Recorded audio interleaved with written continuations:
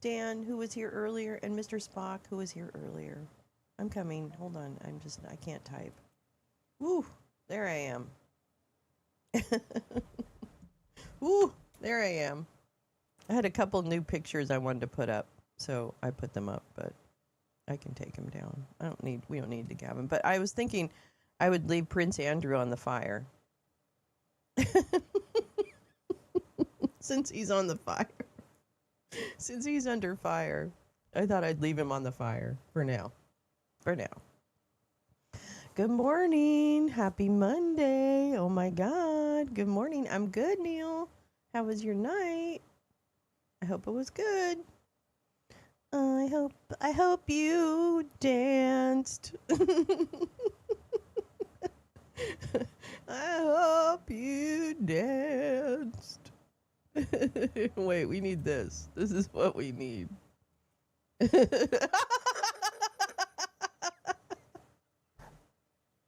Oh my God, that just ended up working. Oh my God. Wait, let me make sure. Oh my God. I'm changing. He's under fire and over fire. Look at it.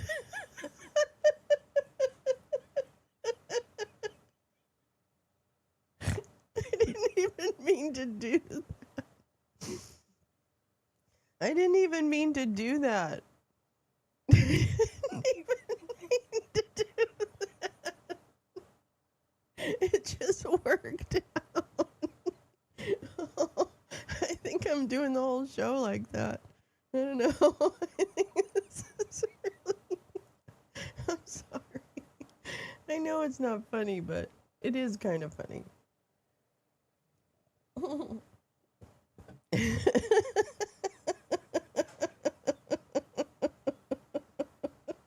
Why in the world did he do that?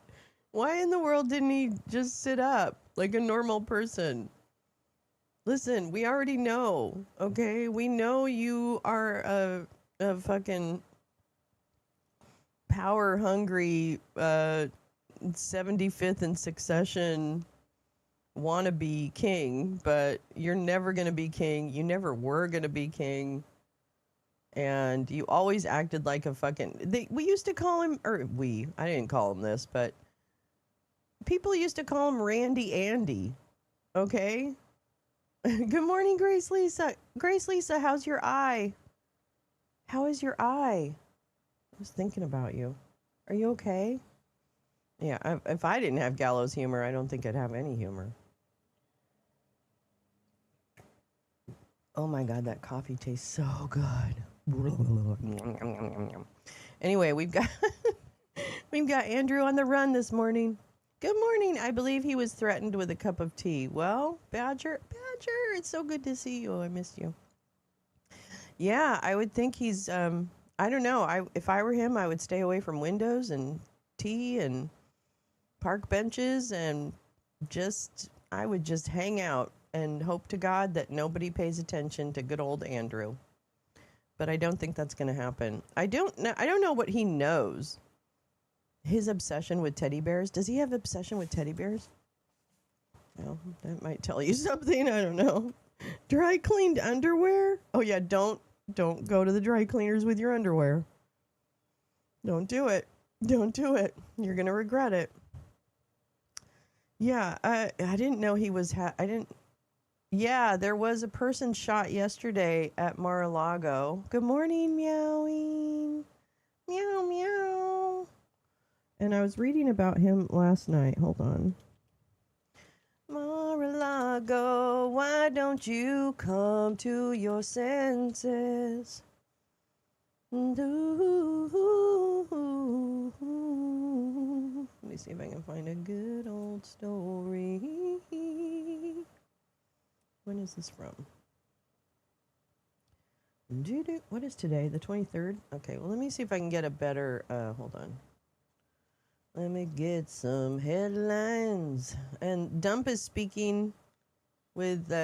Dump is trying really desperately to make people not think about all of the things that are horrible that he's doing and trying to... Oh, I want to talk about the storm, too, that everybody's under.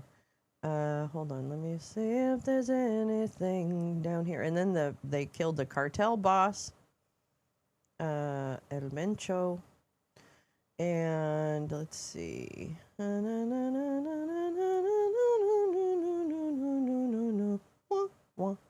Oh, interesting. There's an interesting article in the New York Times called Trump's Challenge to Free Market Capitalism. I kind of want to read that. We'll read that later. Let me not get distracted. Mar-a-Lago. Mar-a-Lago.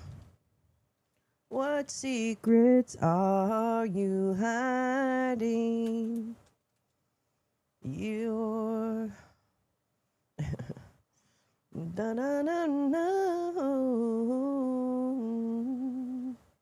me see if I can get... Maybe the BBC has a decent article. Okay. Yeah, okay, this is... BBC has a paywall? I don't understand how the BBC can have a paywall. Isn't that like British public broadcasting? No, I'm just kidding. Maybe not. Sorry, it's probably not. Okay, well, let's try the AP. God damn. Anyway, happy Monday. Hope it's not chasing you. Is it Monday? It's Monday, yeah. Okay, hold on. I'm waking up. I want the world to know. We got to let it go. LOL. And Trump called into C-SPAN using his alias. No, he didn't. No, he didn't. No, he didn't. No, he didn't. Meowing, tell me that's not true. You're joking. You're joking. No, I'm not on a planet that will not be named Snowstorm again. He did? No. Oh, you think it was a prankster? Okay. I mean, that would just be, I don't even know where, I don't know what timeline we'd be on then. All right, I have a ton of things. I just want you to know that I've got so many things. Park Rose Permaculture posted a video about Trump's C-SPAN call. Okay, let me look at that. Hold on. Hold on. Because I'll laugh. I'll laugh along. Oh, no.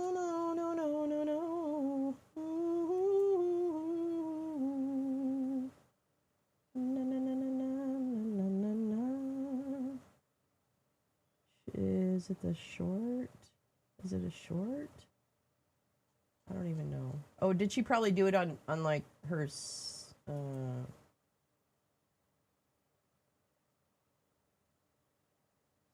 Court justices? I think that's the old one. All right, I'll try and find it. Good morning, Audrey. How are you? I think she wears gallows earrings too. C-SPAN issued a statement later saying it was not Trump. Oh, okay, Neil. Thank you.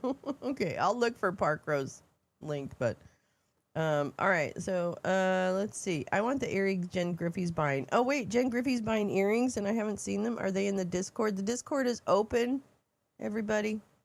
The Discord is back open. Good morning, Sharon Brown. How are you? How are you? We were just laughing about the fact that somebody punked it and said that Trump was the one who was calling in on C-SPAN and to complain about the tariffs. Well, I have a feeling Andrew's head is going to be like stuck in front of everything. Hold on. Let me just fix that. Oh, man. No, don't do that. Okay, let me just fix one thing first. I'm a little tired, so I'm sorry if I'm not. I'm going to be my usual ridiculousness.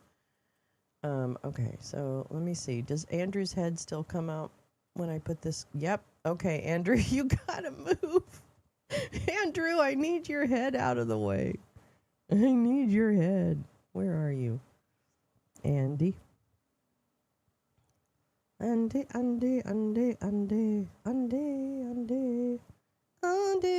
Okay, I'm just going to put you there. Oops. Nope, I'm not going to put you there. You have to go somewhere else. Sorry. Come on, let's go. You got to go over here. I don't even know what is going on. Oh, I know why. Okay, I'm so sorry. Let me just ignore this. And do this and that and this and that. And then this and that. Then this and that. Then this. Oh, my God. Yeah, everybody doesn't want things to go smoothly, so they do things like this, where I have to then find it where it is. I don't know. Where did I put it? Where did I put it? I lost Andy. Andy, where'd you go? Oh, fucking poop buckets. Oh, there he is. Okay, goodbye. Anyways, good morning. Blah, blah, blah, blah. I mean, he has a literal history of using Johnny. Oh, yeah, he totally does. No, he totally does. Like, I would not actually be surprised. Yeah, it looks fine there. I would not actually be surprised. Good morning, gal. To hear that he did call into C-SPAN to complain about it. So actually meowing, I totally would believe that. And congratulations to the person who did it. I think that's hilarious. Good for you. Speaking of people who make bad decisions, armed man shot and killed after entering a secure perimeter of Mar-a-Lago, Secret Service says. And let's get rid of that. Washington. An armed man drove into the secure perimeter of Mar-a-Lago, President Dump's resort in Palm Beach, before being shot and killed early Sunday morning, according to a spokesman for the U.S. Secret Service. Although Trump often spends weekends at his resort, he was at the White House when the breach occurred around 1:30 a.m. Wow. I didn't realize it was in the middle of the night. The man had a gas can and a shotgun, authorities said. Investigators identified him as 21. He's a baby. Oh, he was just a baby. Austin Tucker Martin of North Carolina, according to the FBI, and authorities said his family had recently reported him missing. Oh, he's just a baby. He's believed to have purchased his shotgun while driving south, Secret Service spokesman Anthony Guglielmi said, and a box for the weapon was later discovered in the man's vehicle. Investigators have not identified a motive. However, Dump has faced threats to his life before, including 2 attempts during the 2024 campaign. The man entered the north gate of the property as another vehicle was exiting and was confronted by 2 Secret Service agents and a Palm Beach County Sheriff's deputy, according to Palm Beach County Sheriff Rick Bradshaw. This is the north gate. Here's Mar-a-Lago. There's the water. There's the beach. North gate. That's a nice property. Crazy. Crazy. My nose is running. Somebody catch it. Yeah, John Barron, his old alias. I was looking for... Okay, so I did search his aliases in the Epstein files, but I didn't find him. Or I did, but it was just like stupid mentions of them. You know what I mean? Because I thought maybe he did some stuff under an alias. No, he didn't. He was ordered to drop those 2 pieces of equipment that he had with him, at which time he put down the gas can, raised the shotgun to a shooting position. Oh, Bradshaw said at a press conference, the 2 agents and deputy fired their weapons to neutralize the threat. The Moore County Sheriff's Department in North Carolina said a relative of Martin's reported him missing early Sunday morning. Investigators are working to compile a psychological profile. Asked whether the man was previously known to law enforcement, Bradshaw said, not right now. I don't know what that means. The FBI encouraged residents who live near Mar-a-Lago to check any security cameras they may have for footage that could help investigators. In a post on X, FBI, play actor, Kash Patel said the Bureau would be dedicating all necessary resources to the investigation. Why don't you find Nancy Guthrie? Okay? Kash, I'm going to show a picture of you later on drinking champagne like you're a hockey player. First of all, fuck the men's hockey team. Fuck the U.S. men's hockey team. Fuck them all the way. Fuck them all the way for welcoming him into their fucking locker room. Fuck you. Fuck the U.S. hockey team. Fuck them. They can go fuck themselves. Fucking fucks. Braden Fields. Sorry, I'm like really grumbly this morning. Grumbly and grumbly. Braden Fields, Martin's cousin, reacted with disbelief. He described Martin as a quiet, afraid of guns, and from a family of avid Trump supporters. He's a good kid, Field said, 19, as they grew up together. I wouldn't believe he would do something like this. It's mind-blowing, Field said. He said Martin worked at a local golf course and would send money from each paycheck to charity. He wouldn't even hurt an ant. He doesn't even know how to use a gun, Field said. He said his cousin didn't discuss politics. We're big Trump supporters, all of us, everybody, Field said. But his cousin was real quiet, never really talked about anything. So he had 2 different assassination attempts. One guy is going to face life in prison. I think he was sentenced to life in prison. Yeah, the guy from Florida. White House Press Secretary Caroline said in a post on X that the U.S. Secret Service acted quickly and decisively to neutralize a crazy person. Oh, my God. Ay. Okay. Help me, Jesus. A crazy person. This is our spokesperson, you know. That's what her job is, a spokesperson for the President of the United States. She's calling people crazy people. Wow.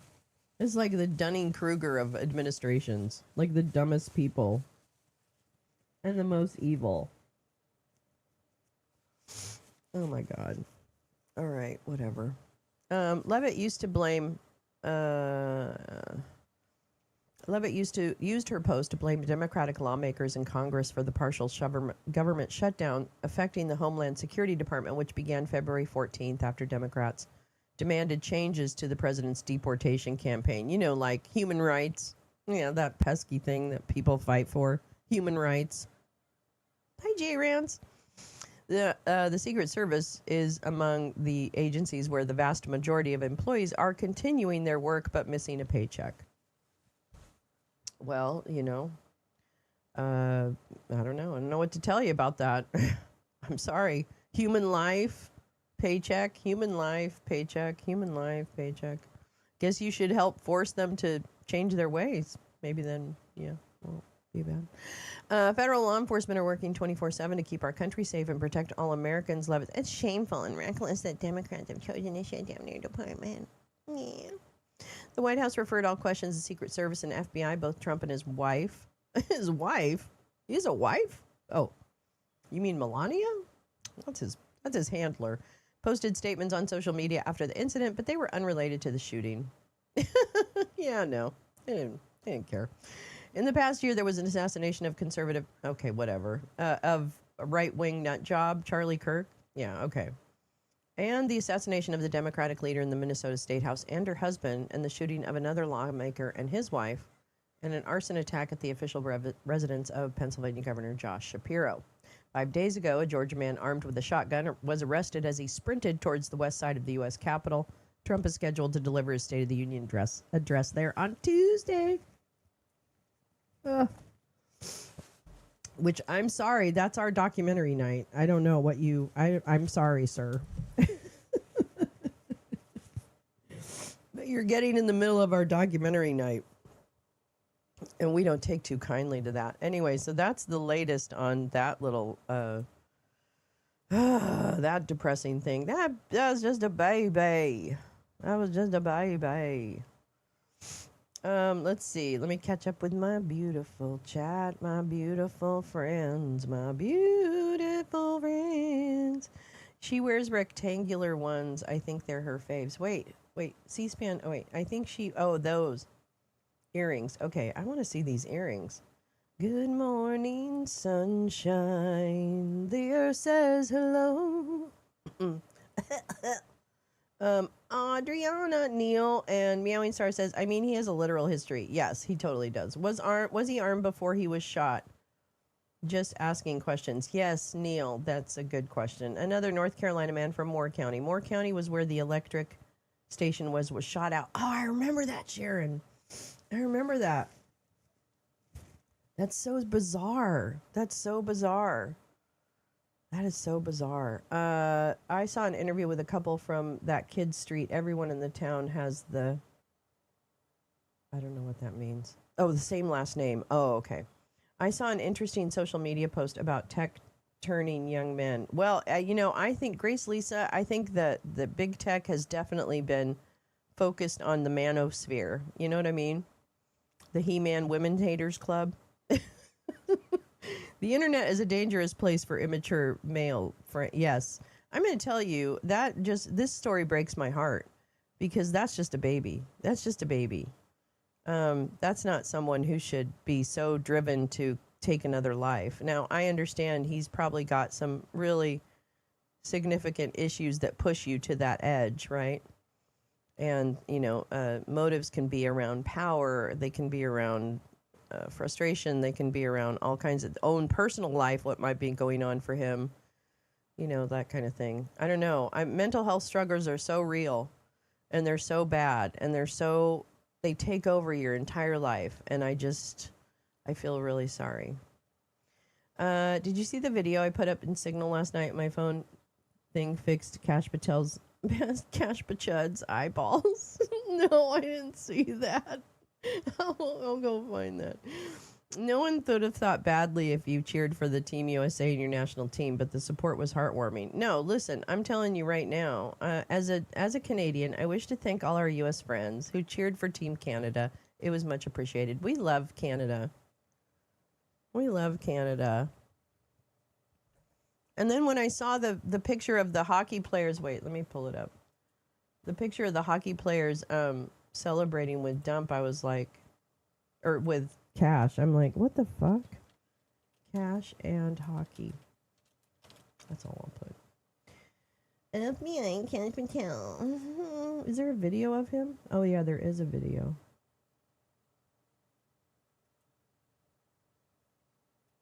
Okay, hold on. Oh my fucking God. I really, this is the most cringy motherfucker in the fucking universe. Can I tell you that? This is the cringiest motherfucker in the entire universe. I'm sorry. Like, oh shit, hold on. Oh my God.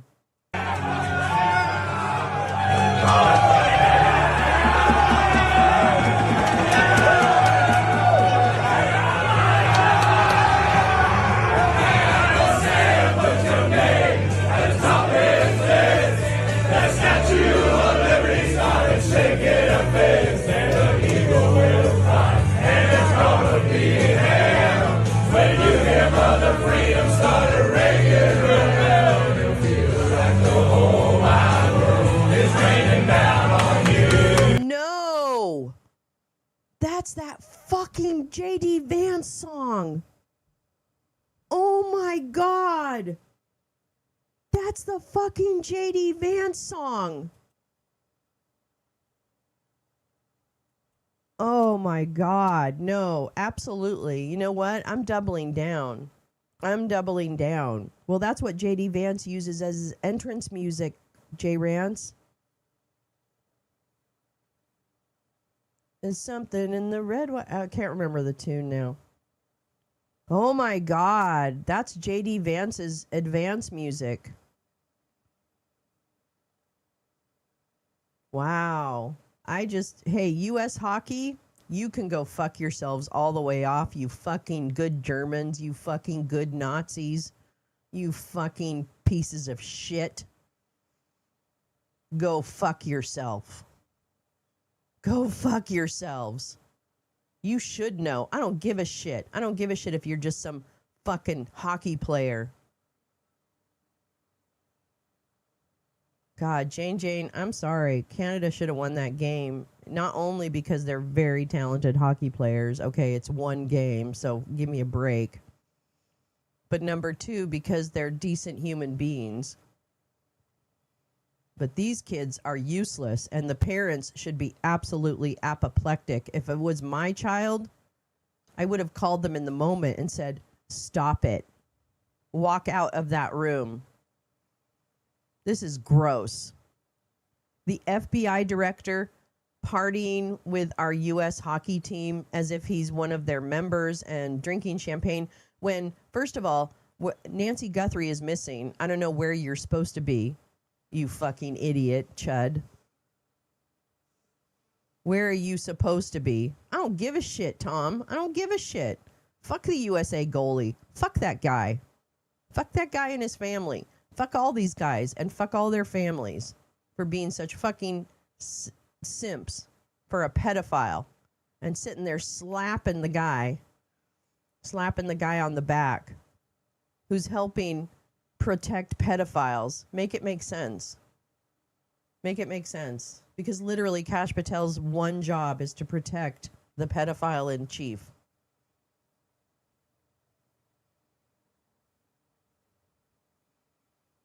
Wow. Yeah, they won't. I mean, yeah. As uncharismatic as those like us find Vance, the Chuds love him. I know, because it worked. Meowing, because I've been trying to tell people. They have been selling J.D. Vance as the Chud Trump 2.0. I'm telling you, please. They have done it. They have made him Chud approved. I mean, like, come on, y'all. Come on. Yeah, why this year? Let us turn our heads to the wonderful Alyssa Liu. I know, she was amazing. What beautiful, like, happiness and joy and everything. Yeah, it's why Peter picked him, because he's a great actor. Killer Bud. Hi, Black Bear. How are you? I love hockey, but that turned my stomach. I'll tell you, I love hockey, too. But I just can't get behind this team. This team really fucked themselves, as far as I'm concerned. And I have no respect. I have zero respect for that team. Zero. And now I have even less, knowing that I don't know. I know the players don't control some of that stuff. But yeah, you control your own emotions. So walk away. I mean, I'm sure there might have been some players who were like, I'm not doing this. But I don't know. It looks like everybody was pretty goddamn happy. Granted, they just won the gold medal. I get it. But if I turned around and saw Kash Patel in my locker room, I'd be like, what the fuck is happening here? If I saw Chris Ray in my locker room, I'd be like, why is the FBI director in the hockey locker room? Make it make sense. What? How does that work? I don't know. Fucking assholes. God fucking damn it. God damn it. God fucking damn it. I'm telling you. Okay, I have a lot of stuff for us. Hold on. Let's move away from stupid people like this. Okay. Let me show you what I've got for us today, because you're just gonna love it. You're gonna love it. First of all, I've got this. I want to thank Oren for sharing It's ICE or Us. This is the boycottcitizens.org website, and it has a list of companies that support ICE. So you can make good choices about where your dollars are spent. You can help us de-ICE Citizens Bank. Oh, that's cool. So anyway, this is good action. This is a good action tool. So I just wanted to share that, and I'll put that in the links, of course. Let me get over here because I can't see the chat. I can't see the chat. Yeah. Goddamn, is that every company? Well, pretty much. It's going to be pretty much a lot of companies. It will be a lot of companies that you might not have wanted it to be. We should one day discuss the defensive breakdown that led to the U.S.'s winning goal. Yes, let's do that. Uh-oh. Here we go, gal. Has something coming in hot. Breaking news, breaking news. Breaky, breaky. Time to wakey. What? Oh, I heard about this. Oh, my God. France to summon U.S. ambassador. Well, speaking of which, the U.S. ambassador to France, Charles Kushner. Yes, that Charles Kushner. Father of Jared Kushner. Summoned again. He's the U.S. ambassador. Summoned again over perceived meddling in the country's internal affairs. Huh. Crazy. Oh, wow. France summons U.S. ambassador over comments about death of far-right activist. French Foreign Minister Jean-Noël Barrot said on Sunday he would summon the U.S. ambassador to France, Charles Kushner, over comments made about the death of French far-right activists earlier this month, which he labeled as interference. Quentin Deranc, 23, died 2 days after suffering severe head injuries in a brawl in the city of Lyon on February 12th, drawing criticism from the Dump administration, which described the death as a result of left-wing violence. We are summoning the U.S. ambassador... God, fuck you, poop buckets. We are summoning the U.S. ambassador to France because the embassy issued a commentary on this event, which concerns the national community. Excuse me. I was in Milan protesting ICE a week ago. Yay, Black Bear! You're representing all the way over there in Italy. Oh, you've been there so long. I hope it's I hope you're enjoying it. I hope it's really good. 5 for fighting. It might be worth it. Okay. We are summoning the U.S. ambassador to France because the embassy issued... I won't do the French accent. I'm sorry. The embassy issued a commentary on this event. Oh, yeah. Blah, blah, blah. On Friday, the U.S. embassy in France shared an ex-post from the U.S. State Department's Counterterrorism Bureau, which said reports that Deranc was killed by left-wing militants should concern us all. Quote, violent radical leftism is on the rise. Well, stop making us so mad. Yes, it is. Black Bear is our friend from room 206. Yes, Black Bear's been here for years. My buddy. Let's see. He and I have trolled MAGAs mercilessly. Yes. He's a master. He's a master of the troll. The fatal brawl was caught on video, which showed several masked people kicking and punching a man on the ground, causing widespread shock and anger in France. Authorities have charged 2 people with murder in connection with Deranc's death, and altogether 11 have been arrested. The incident has also sparked a diplomatic spat between France and Italy. What? After Italian Prime Minister Giorgia Meloni said Deranc's death was caused by, quote, groups linked to left-wing extremism and condemned a climate of ideological hatred sweeping several nations. Well, I mean, you reap what you sow, Georgia. This is not the first time that Kushner, father of Donald Dump's son-in-law Jared, has been summoned amid criticism from the French authorities. In August 2025, the foreign ministry summoned Kushner after he accused the French government of a lack of sufficient action in confronting anti-Semitism. Oh, sorry. Sorry, Charles. You're a criminal, and nothing that you say matters to anything. Matters to anyone. Trolling MAGAs is global sport. It certainly is. It certainly is. I played my softball tournament in my Resist Democracy Dino hoodie. Yes, yes. I hope it brought you luck. I have a feeling it might not have. I don't know. Front facing because they know people are going to start coming after them from both sides. Yep. Maybe he'll self-deport before he's expelled. No, he can stay over there. Europe can have Charles Kushner. Also, this, I want to just highlight, this is 2 satellite proposals threaten a night sky. The window to act is now. This was shared by Meowing Star, our wonderful Meowing Star in Discord. So I wanted to point this out. There's some call to action here. And, oh yeah, he'll flee to Israel. Yeah, 100%. There's some calls to action where you can do public comment on satellites. And so I will also link this so that you can take it. Discord is back. Came back last night. We brought it back. So Discord is back. Discord is back. All right, let me see. Let me make sure there's nothing else like weird happening at this moment.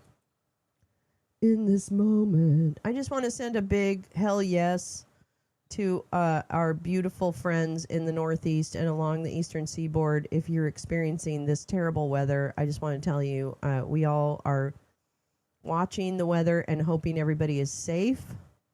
So please stay safe in really dangerous weather. We love you. We don't want you to get hurt. It's better to sit here and listen to me all day from your home than to go out. Yeah. Oh yeah, hold on, this guy's talking.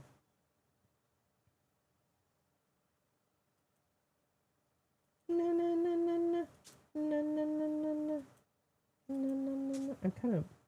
a little lazy today. What's it? Okay, I love you. I'll see you later. Have a good day at work. Don't shovel snow if you're over 45. There you go, Jay. All right. I don't know what this is. You know what? I'm not going to listen to the president today. Nope, we're not going to. I mean, whatever. Don't shovel. Yeah. Audrey's like, Defense attorneys building mapping tool to track the Justice Department weaponization. This is a Scott McFarlane piece from the 22nd, also that I wanted to share with you. In response to a wave of complaints that the Trump administration is weaponizing the Justice Department against political critics, a national group of defense attorneys has launched a tool to track and map where that weapon has been deployed. Yes, hit the like, please. Thank you so much. I appreciate it. The National Association of Criminal Defense Lawyers has posted an interactive tracking tool to enable attorneys and citizens to check for some of the controversial, unusual, or unsuccessful attempted prosecutions by the Justice Department in the first year of Trump's second term. The online tool, which is being supported pro bono by a group of attorneys and legal professionals, includes some of the notable misfires by the Trump Justice Department. The mapping feature shows the rising number of cases in which grand juries rejected the Justice Department's attempts to obtain indictments against Trump administration. No, you didn't give me the wrong link. I read the other one already. The Charles Kushner one? Yeah, we did it. Dry, fluffy, not too deep. That's good, Jane. Includes some of the most notable misfires against Trump officials. The case include the so-called sandwich thrower case, in which a Washington, D.C. grand jury rejected an attempt by the Trump administration to criminally indict a man who tossed a sandwich at a federal agent. Sorry. The tool is designed to be used. I wouldn't want to be hit by a sandwich either, but still. The tool is designed to be used and shared by defense attorneys to monitor for controversial cases nationwide and ask them to contribute cases or learn from any examples. What has been happening is so unusual and different that I felt it needed to be brought to the public's attention, said Stephen Salke, a D.C. attorney who's helped to oversee the project. I thought that this was a good way to help defense lawyers, particularly federal defenders, defend cases, Salke said. The Bill of Rights wasn't written to be a polite suggestion. It was written to be a shield against tyranny, said NACDL President Andrew Burrell of Minneapolis in announcing the online tool. What we are seeing in courtrooms from the Midwest to the coast is a fundamental righteous rejection of the idea that criminal law can be used as a tool for political retribution, Burrell said. Jurors are seeing through these novel and transparently thin theories. They're reminding this government that the people, not the prosecutors, hold the ultimate power in our justice system. The tracker also contains cases in which the Justice Department was accused of weaponized forum shopping in attempting to secure an indictment in Virginia against the New York Attorney General Letitia James, for example. The department convened grand juries in 3 different cities, Alexandria, Richmond, and Norfolk. The tracker illustrates references superimposed on Virginia inside a searchable map of the nation. NACDL said in rolling out the tool that its web database provides a state-by-state visual breakdown of track cases and emerging enforcement trends. The group is trying to help attorneys filter through cases nationwide, enabling them to search by alleged conduct, court, outcome, and other case features. NACDL said its tool will provide access to key filings and judicial rulings to support effective advocacy against novel, expansive, and aggressive theories. I'm just going to skip around here a little bit. A Justice Department said in response to the request for comment, said, "We respect the judicial process and the jurors' role as impartial arbiters of evidence, regardless of what the results may be." Yeah, we're just going to keep going. Whatever. The number of failed grand jury indictments tallied in the new database, including a controversial attempt by the Trump administration to prosecute 6 Democratic members of Congress this month, is unique in the history of the federal justice system. Yeah, you think? Okay, I want to see what the tool looks like. Hold on. What is that? What is that? What is that? What is that? Here we go. Case Tracker Project. There we go. Let's see about the criminal case tracker. Criminal case tracker. Oh, you can filter it by topic. Case tracker, arrestee, and oh my gosh, no true bill. Oh my gosh. This is awesome. By court, by jurisdiction. Oh shit. By U.S. code. Oh shit. By outcome. Oh my god, what a beautiful website. Let's take that on. That's a good one. I like that. Urban chickens. What about urban chickens? I have a t-shirt that on today, Free DC, with the Banksy guy throwing a sub. Oh, Karen, that's so cute. I love it. Our season hasn't started yet. It was just a small tournament a few hours away from me. It was still cold as shit. I once played ball in a snowstorm, but that was in April. Yeah, I've been there, done that. Let's see. Oh, wrong comment for the angel paste families. I thought it was the angel paste families, but it turns out it's angel families. No, I'm not making fun of angel families. Okay, here we go. Let's see. What else do I have here? Oh, I wanted to also just pull this up. Well, let me come back to that. So I have some. What is this? The scourge of AI slopaganda. Slopaganda. I love it. With viral disinformation. This is from, what is this from? I think it's from Australia, right? This is Australia, ABC. Australia News. I think it is. Wait, no. 2 days. Oh, yeah, no, this is Australia. The scourge. Oh, wait, hold on. We played. Oh, my God. The scourge of AI slopaganda, viral disinformation campaigns, and online attacks against individuals and institutions is going to get far worse before it gets far better. This is how it feels after watching the latest round of public hearings on the topic. This is in Australia. The Senate Select Committee on Information Integrity on Climate Change and Energy held 2 days of public hearings in Canberra this week. It heard evidence from Meta, the parent company of Instagram, Facebook, and WhatsApp, TikTok, Coal Australia, the Minerals Council, and academics and community groups. The committee is investigating how online bots and trolls, disinformation campaigns, and tactics like astroturfing, fake grassroots campaigns, are delaying global action on climate change and renewable energy. It is also investigating the connections between Australian organizations and international think tanks and influence networks. And it sounds like policymakers will have to wrap their head around 3 related things: the very modern problem with AI slop, toxic algorithms, and data surveillance, new developments in political lobbying techniques, the existence of a global network of think tanks that fossil fuel companies have poured billions of dollars into over decades to delay action on climate change, among other things. Australia's Human Rights Commissioner Lorraine Finlay told senators this week that it would be an immense challenge to clean up online information channels while protecting people's rights to free speech and free expression. Algorithms that prioritize engagement over accuracy push extreme or sensational content to the top of public debate, Dr. Finlay said.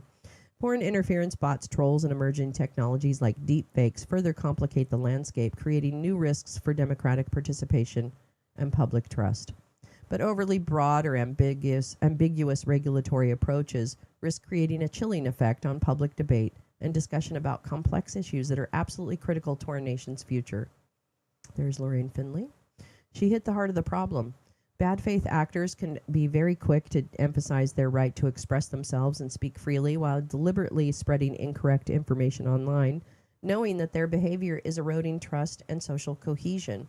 But how does one definitively prove that someone is acting in bad faith? Who gets to be the judge?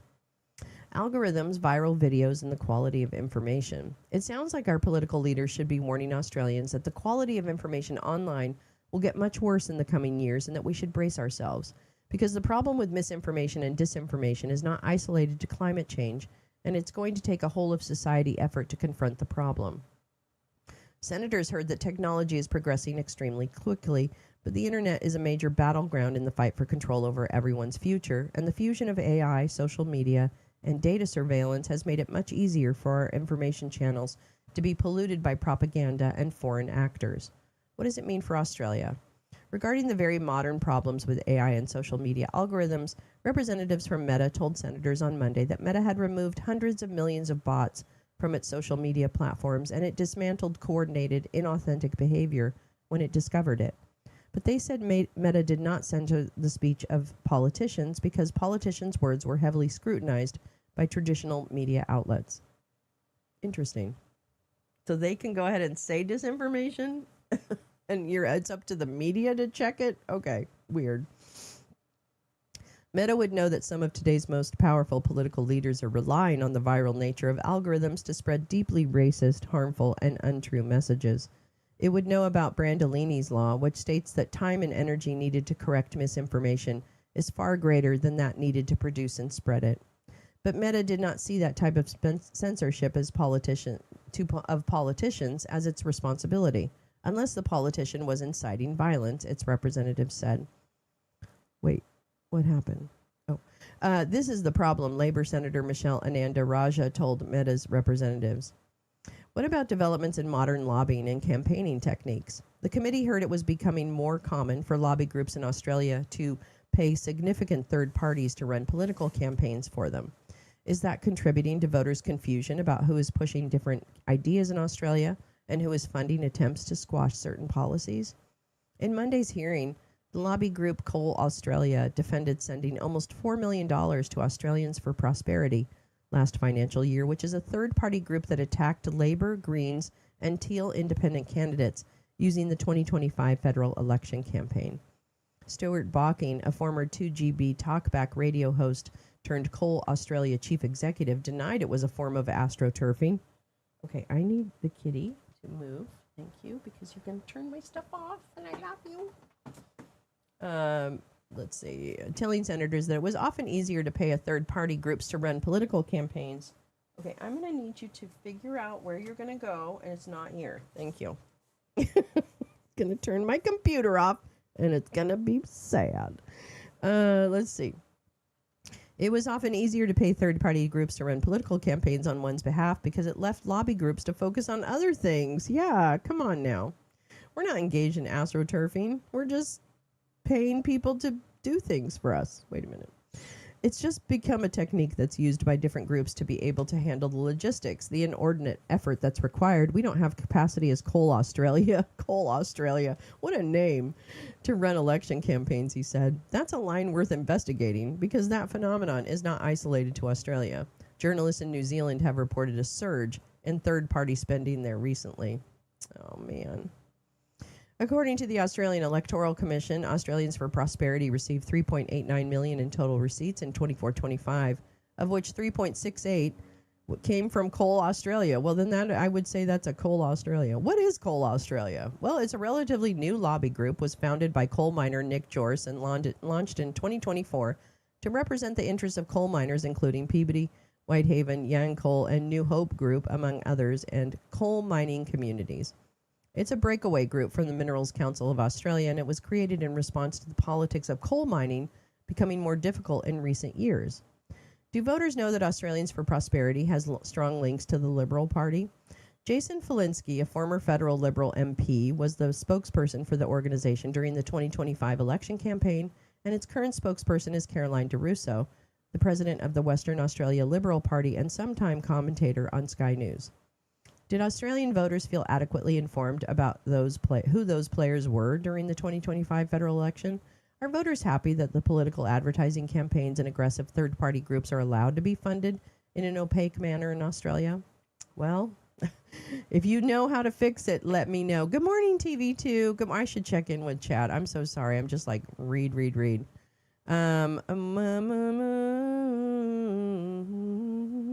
My sister has... Yes, we need a femocracy. I don't know what that is, but it sounds very promising.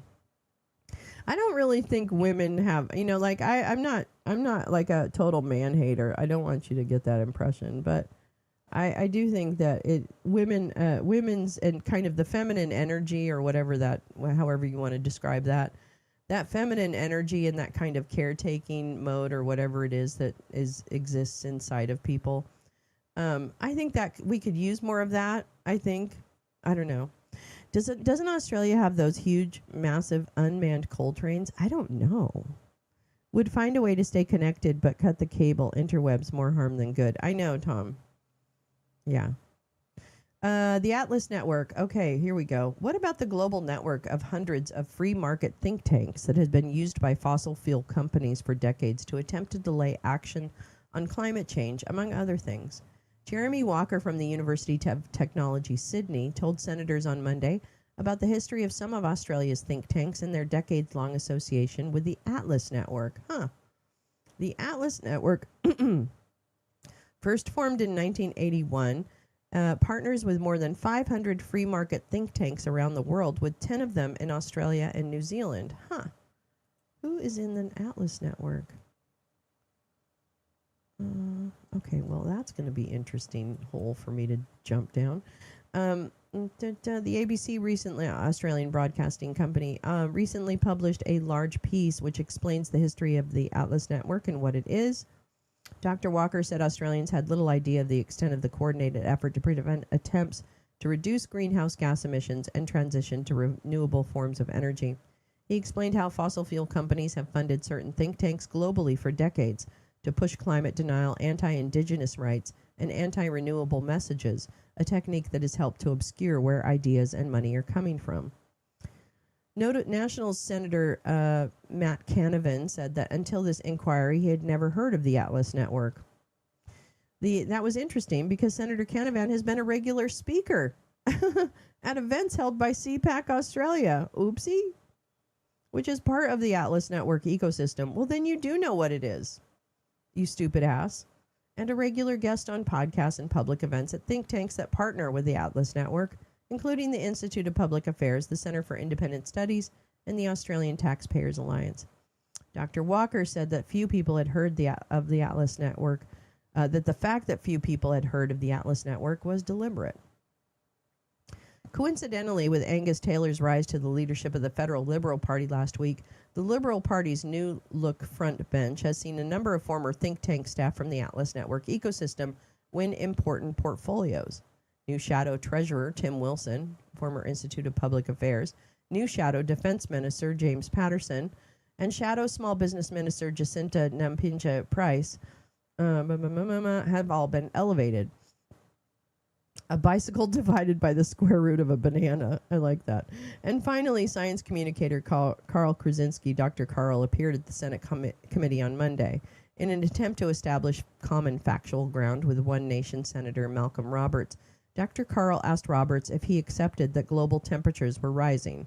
Their interaction illustrated how public discussions about the science of climate change get bogged down so easily.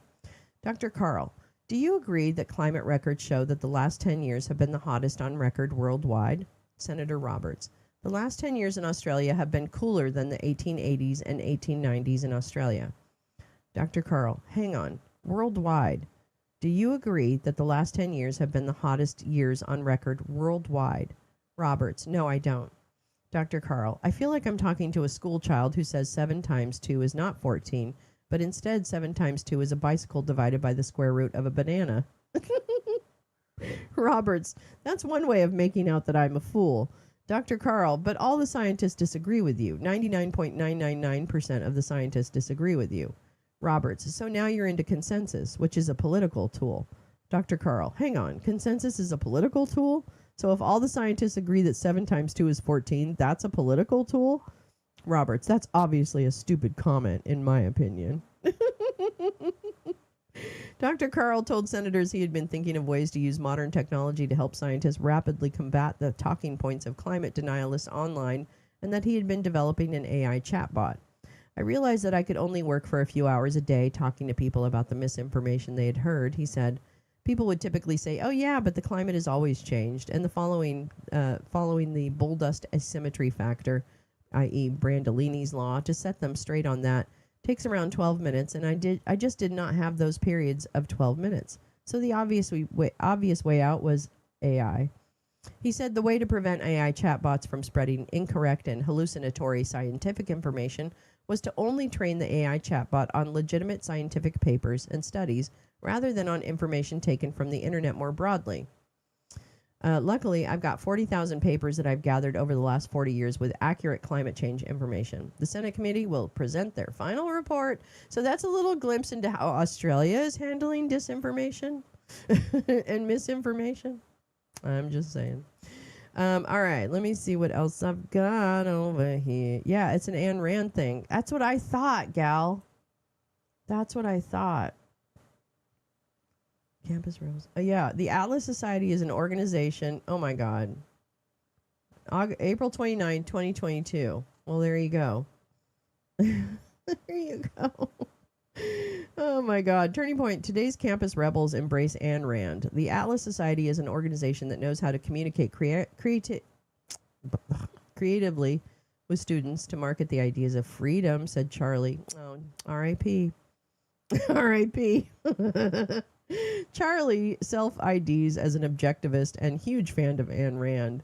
mission to introduce young people to the literature and philosophy promotes moral foundations in free market, not just why freedom works, but why it's good. It respects individual autonomy in a voluntary civil society. Oh my God, this is so good. I'm going to bookmark that.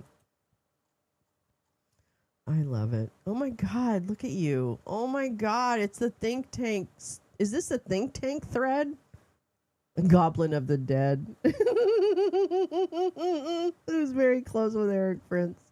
Oh my God, I love you so much. Tony Schaefer, he got us knocked off of Twitter. Yeah, he did. Wait a minute.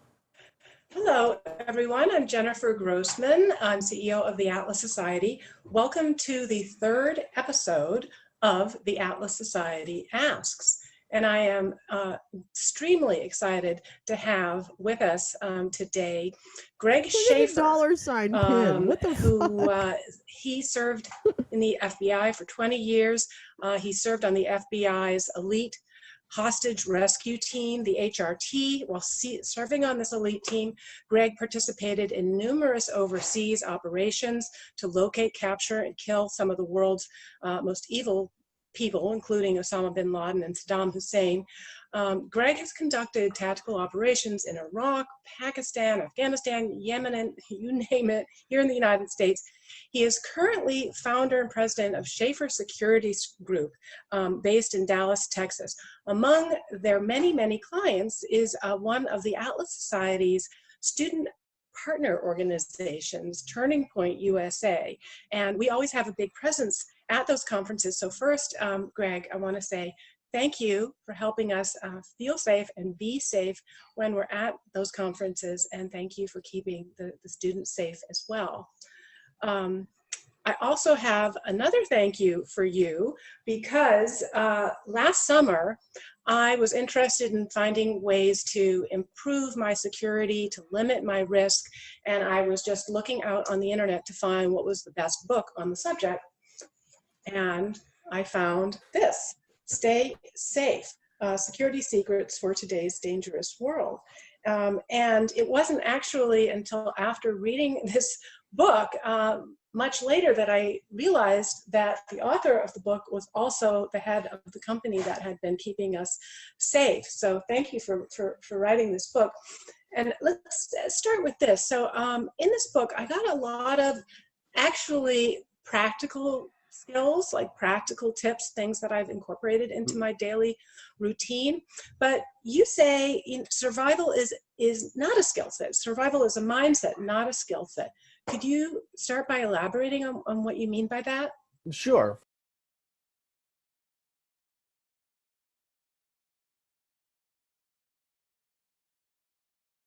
Yeah, they didn't keep Charlie very safe, did they? Wow, that was quite an opening. The Atlas, this is the thing. When you, okay.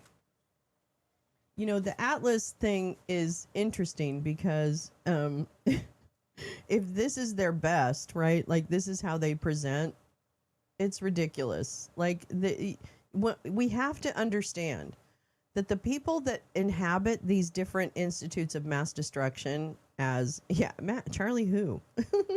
R.A.P. But the Dunning-Kruger effect, I'm sorry, that's what it is, of these people who are in think tanks. You think that you have all these think tanks, but then all of a sudden you hear the people from the think tanks. Yeah, you tell me there's a gal thread for the thing we're reading that was done 4 years ago, J. Rance. It was done 4 years ago. 4 years. Yeah, gal's been on the Institutes of Mass Destruction for a minute. So anyway, thank you for that. Tony Schaefer is a real piece of work. He's a real he's a dirt bag for real. Okay, what else do I have here? Putin. Okay, I've got some Epstein stuff. What is that? Oh, that's what I just read. Yeah, I've got some Epstein I wanted to read, and Wexner. I was going over the Wexner stuff again. Let me see. Oh yeah, I also wanted to talk about this, but I won't read this right now. But what the hell? Abercrombie and Fitch, which is a company tied to Les Wexner, the CEO a couple of years ago, he's actually facing charges for running a huge sex trafficking ring, the former CEO of Abercrombie and Fitch, who, according to reports, was handpicked by Les Wexner to run Abercrombie and Fitch. And he basically, this guy over here, wait, you're not seeing him, you know. Oh shit. An adults only resort. Hell yeah. Anyway, like I don't really understand, like, this guy was the CEO of Abercrombie and Fitch, is going to stand trial for a huge international sex trafficking ring.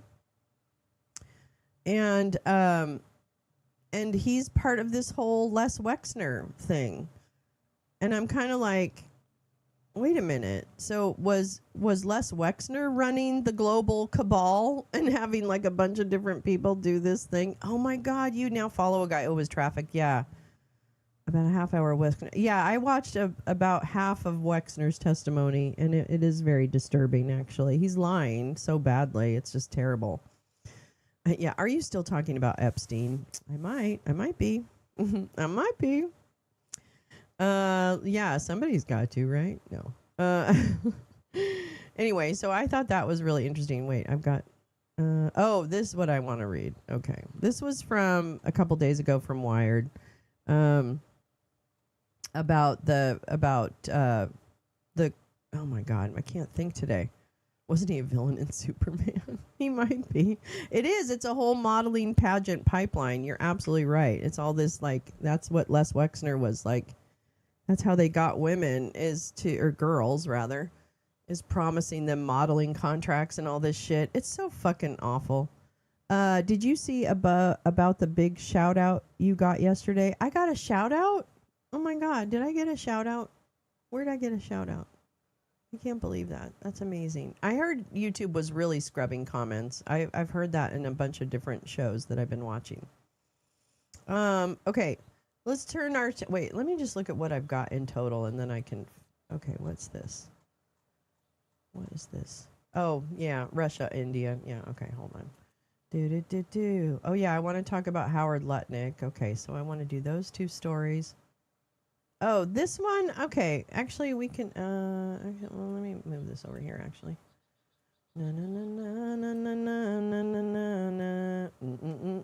This is a thing about that Soleimani. I can't remember how to pronounce his name. And this is, oh yeah, that's something I wanted to catch up on. Yeah, that's over here. We're not going to get through that, but that's okay. I'll do that later. And then this is not what I wanted to do. Okay. Where's this? Oh, yeah, I wanted to read this. Yeah. Okay, we're going to read that one first. Yeah. Okay, we're going to move on to the Lutnicks, the nut lickers. I lost a bunch of totally innocuous... What? Luckily, they were trivial. Yeah, but were they the right answer? Were they all the right answers? I gave you a shout out on Jim's Zoom. Sharon Brown, thank you so much. Oh my God, you're so nice. I really appreciate that. Thank you. The above big shout out. Oh my God, I missed it. You're telling me.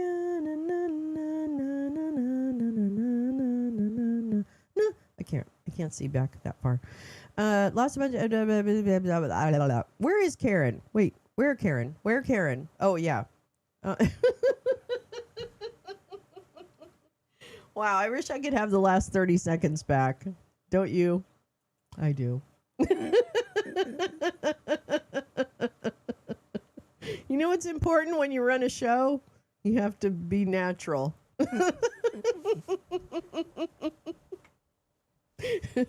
Just be natural, okay? Just take it from me. Just be natural. Oh my God, you guys put up with so much shit. I can't even tell you. Gotta teach our kids not to trust folks trying to get them to read Ayn Rand. Hello. Thank you, meowing. Boring. Boring. I'm like, Ayn Rand?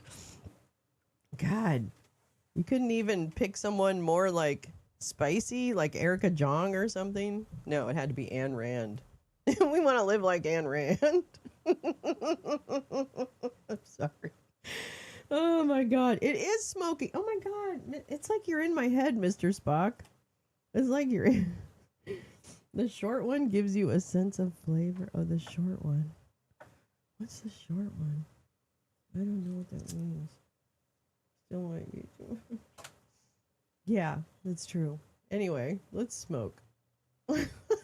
Oh, Ayn Rand. I see. The short one gives you a sense of flavor. Yes. I see. After the high from Carrie. Oh, okay. Hold on. Thank you for that. Oh, here we go. Oh, no, that's not it.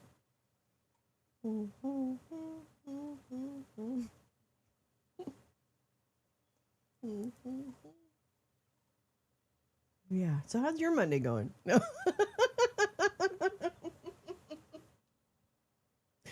I love you guys. Thank you guys for putting up with me so much. Oh, I love you. Anyway, thank you, Sharon Brown. You're so kind. I really, really appreciate that. Thank you. I love you guys. I missed you so much. I'm so happy we're getting back to business here. Okay, let's read about nut lickers, because you know how much I love nut lickers. Oh my God. Trump secretary silent as sons poised to make bank from end of tariffs. This was what, I don't know, Teresa and I think a few people brought this up. I forgive it. I miss you guys too.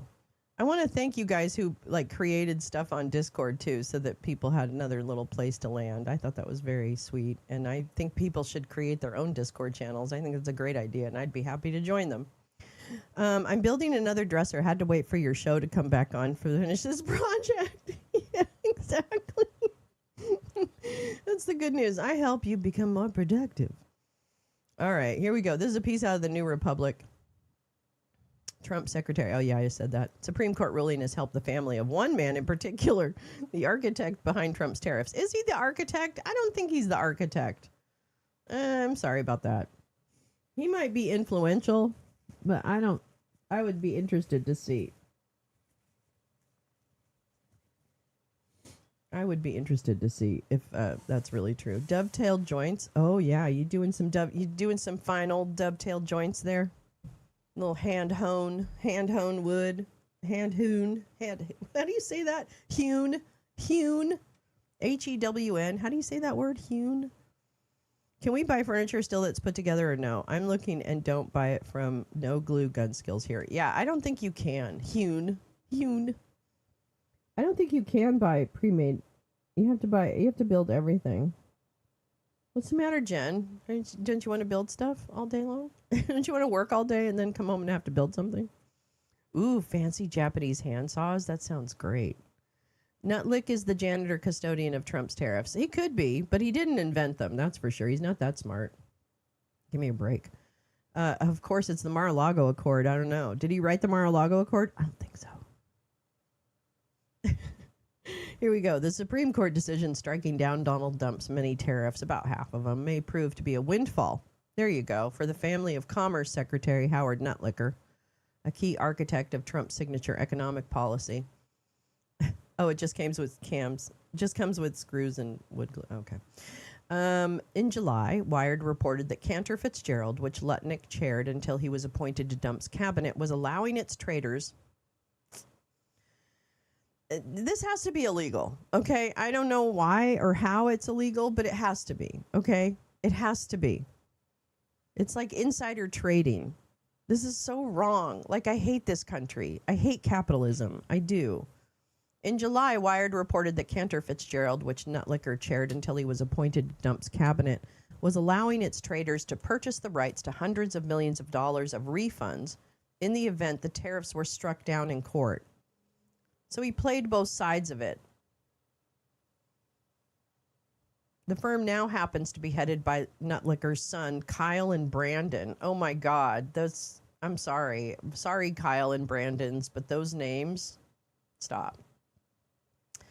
The magazine cited a letter from the firm explaining how Cantor Fitzgerald was willing to exchange refund rights for 20 to 30% of what the companies paid. So for a company that paid $10 million, they could expect to receive $2 to $3 million in a trade, a Cantor Fitzgerald representative wrote. We have the capacity to trade up several hundred million of these presently and can likely upsize that in future to meet potential demand. I just think they're like names that they invoke something really sad right now. I bought a big, tall, real wood dresser from Wayfair, and all I had to do was drawer pulls that were put on backwards to prevent damage. It was pretty damn cheap, too. Oh, there you go. Not looking forward to that part. Maybe I'll save that for the Sodu. Okay. Let's see. I really want to see what kind of money they're making. The letter indicated that the firm had already had one company agree to a deal worth about $10 million. It's been 7 months since then, and Cantor Fitzgerald has had plenty of time to make other such lucrative deals. The fact that it's Cantor Fitzgerald, that raises some questions. Tim Meyer, a professor of international business law at Duke University School of Law, told Wired, "It's quite interesting that the Commerce Secretary's firm is the one that's betting the tariffs will be struck down. That strikes me as very interesting and quite telling about what those with connections to the administration think about the merits of the tariffs." Nutlicker has been a steadfast proponent of Trump's tariffs, frustrating many Republicans and staffers within the White House.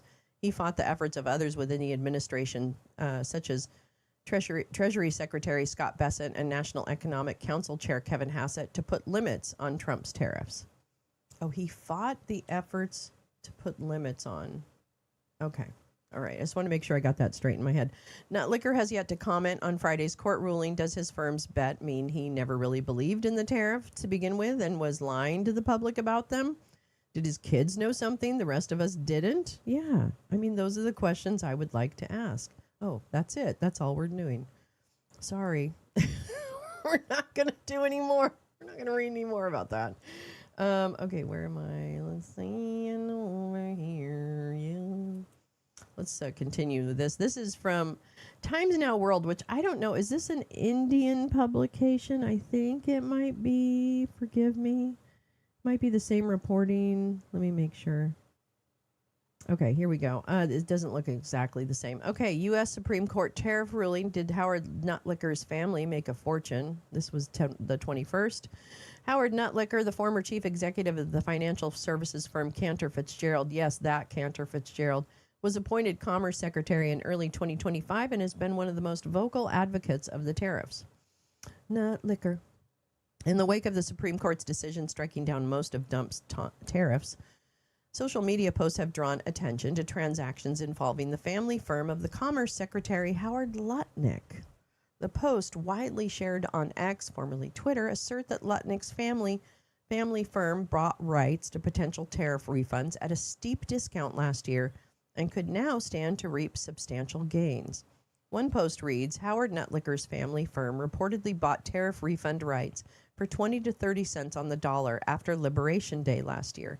Now the Supreme Court has struck the tariffs down. Translation, for every $100 invested, Nutlicker's sons may have just made 3 to 5 times.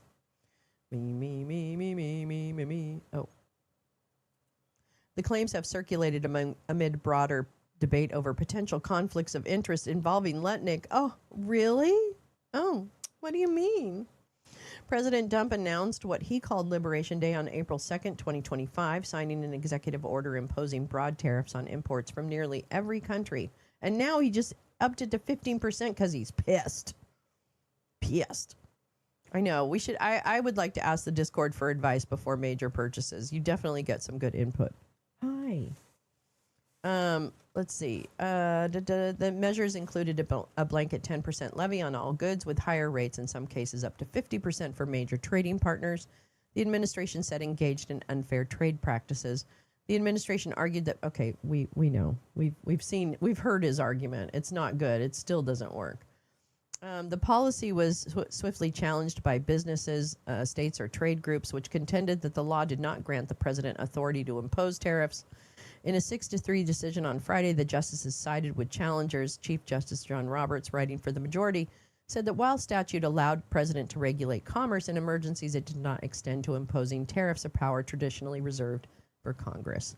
The ruling invalidated tariffs collected under the act, estimated at more than, well, okay, it says more than $200 billion since 2025. The numbers I've heard of anywhere from $150 billion to $200, so take that as you will. The court did not specify how refunds should be handled, leaving that to lower courts and potentially to U.S. I mean, there's already a system. Lee let us know there's already a system for refunds. This isn't a new thing. You know, you'd have to just like totally, yeah. It's, the former Lutnick, the former chief executive of the financial services firm Cantor Fitzgerald, was appointed and been one of the most vocal advocates.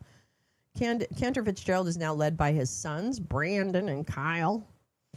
According to reporting by Wired and other outlets, Cantor's investment banking arm began offering to buy companies' rights to potential tariff refunds in mid-2025. These tariff refund rights allow firms that paid duties to claim refunds if the tariffs are later deemed unlawful. Cantor reportedly purchased some such claims at 20 to 30% of their face value, meaning that for every $100 in potential refund, it paid $20 to $30 up front. The arrangement provided immediate cash to importers while transferring the right to any eventual refund to Cantor. A letter from Cantor cited in a July 2025 Wired article said the firm had already completed a deal worth about $10 million and had capacity for hundreds of millions more. If a $100 refund claim was purchased for $20 and the full $100 were repaid, the return on that would be 5 times the initial outlay. A $30 purchase would yield a return of roughly 3.3 times. Those figures align with the 20 to 30 cents on the dollar discount reported by Wired and the New York Times. The scale of potential payouts is unclear. Tariff revenues exceeded $200 billion in 2025 alone. According to government figures, if Cantor acquired claims worth hundreds of millions of dollars, as it suggested in its communications, the total gains could be substantial, though the precise amounts have not been publicly disclosed. Yeah, it would depend on how many contracts they bought and everything, but that's something to watch. Nutlicker is a jerk. He is taking money from us, and he's getting paid by taxpayers. I just don't think people should pay taxes. I'm just going to take a break for a minute. I want to be with my friends. Mom and pop stores. There's a mask on the wall of the dentist chair room in Epstein's files that looks exactly like Nutlicker. Oh, my God.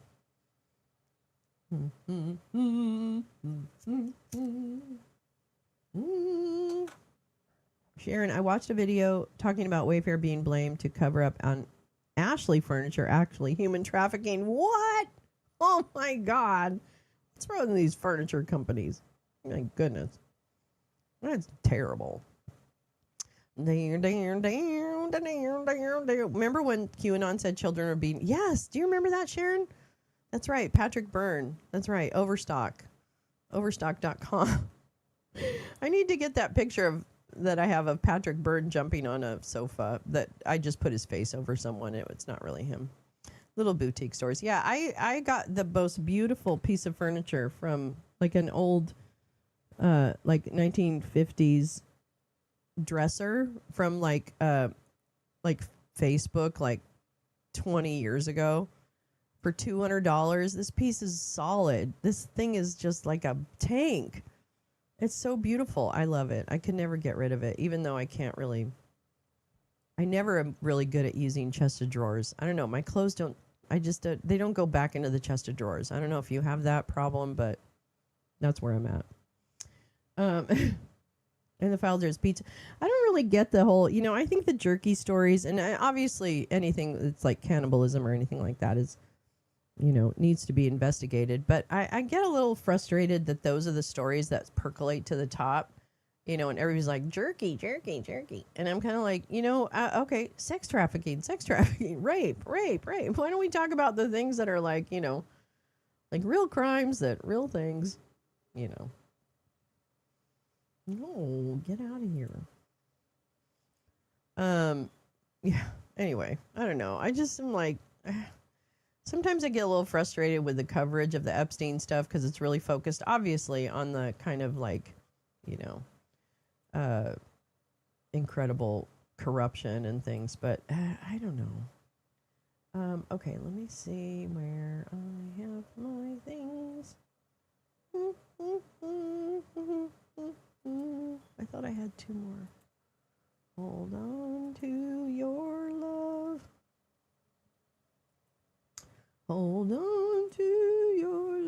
this one I wanted to read. Okay, let's turn to a little Epstein stuff. Why not?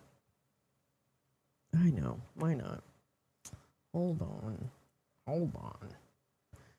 So what I was thinking about this weekend when I was watching some of the Les Wexner stuff when it came to, the granular search for lurid details strikes me as voyeuristic. Yeah, it doesn't feel good. Like, I would like to find out if there's evidence of things happening, which, of course, I'm not going to be the one. Carrie Ad. Oh, my gosh. Is there a Remembrance Day for people killed by... Is there a Remembrance Day for people killed by American citizens? I don't know. I don't think there... I mean, I don't know of one, but I could imagine that probably. I always figured that if there was a pizza connection, it was something they got to lull new victims by providing something familiar while grooming them for future abuse. I mean, and yes, they could have... I could see them using, like, code words and all that stuff. It's really striking to me that a lot of the aspects that come through in the Epstein files are things that came through in QAnon and messages that came through in QAnon. That is kind of interesting to me. I don't know. I'm not really into the, drawing everything together, but it makes me wonder. It makes me wonder. But I don't know. I don't know if that's true or not. Yeah. So, but I think that, so one of the things I was thinking about when I was listening to the Les Wexner stuff is, what is being done? Like, are there investigations happening right now? So I started poking around a little bit about that. And I found this piece from The Hill, which, is not my favorite source, but media literacy. Bondi puts weight of SDNY behind Epstein investigation of Democrats. Now, this is from November of 2025. Okay, I'm going to say that again. It's November of 2025. But what I find interesting is that I think this means that there are active investigations still happening. I'm very confused. I'm very confused if there's actual investigations being opened as a result, because when you look at someone like Les Wexner and the lies that he told in that deposition, that was a terrible idea. I don't know who his fucking lawyers are, but I maybe they're tired of him. Maybe they're just like, go ahead, say whatever you want. But they really let him talk. And then Bannon, yeah, that's the other thing. Where's Bannon?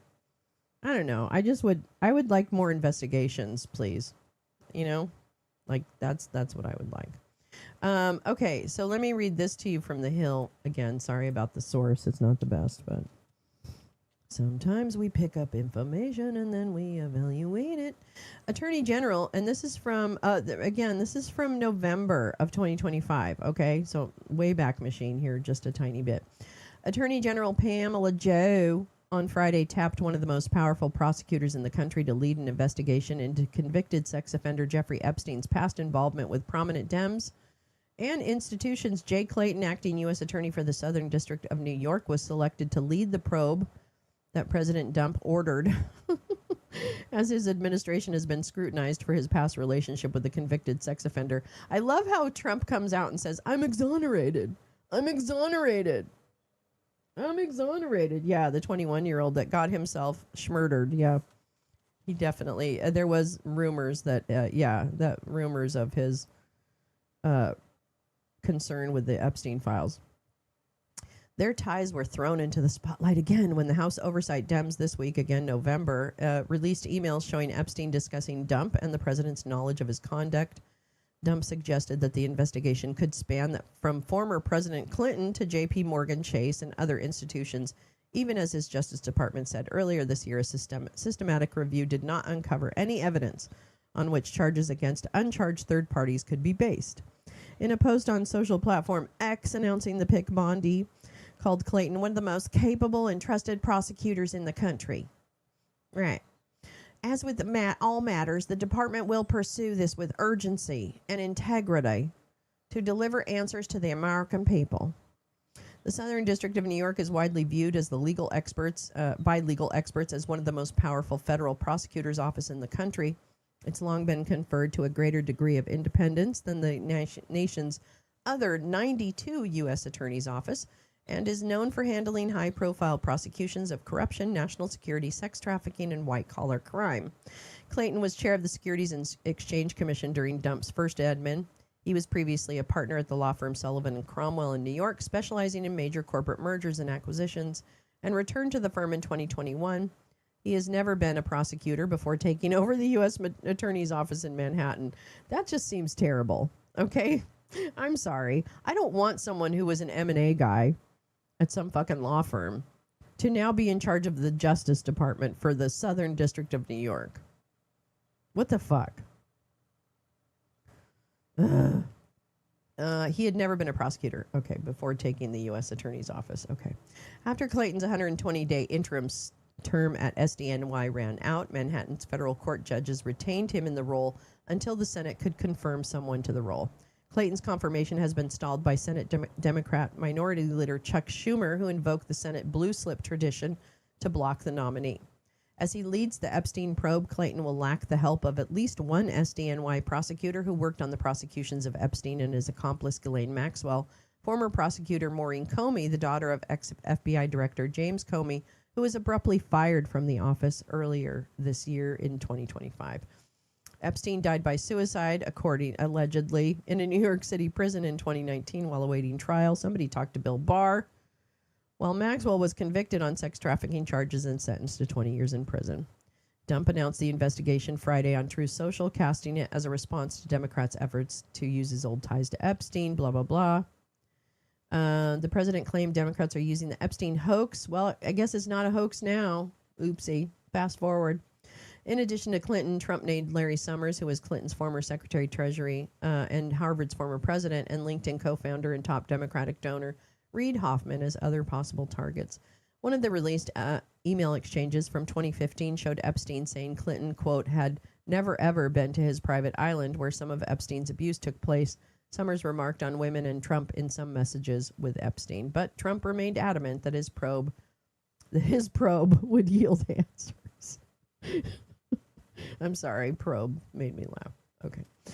This is another Russia scam with all the arrows pointing to the Democrats. Apparently not. Okay, sorry. Records show that these men and many others spent large portions of their life with Epstein and on his island. Stay tuned. Oh, how the turned have tables. Oh boy. In a new arm of Trump's legal campaign against political foes carried out by his Justice Department. It's a new arm. Let's see. Is there anything new here? All right. So he's going after everybody, blah, blah, blah. Okay. Anyway, so that gives you an idea of Pamela Joe and her handling of all of this. What was this? Oh, this is the Russia ties. This is the story about the Russia ties. All right, let's take another break. Epstein files, Uranus probe. Yeah, I'm probing Uranus.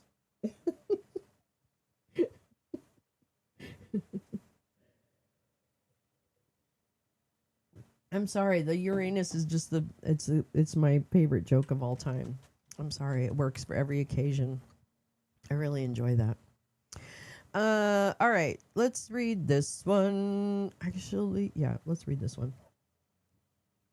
When's this from?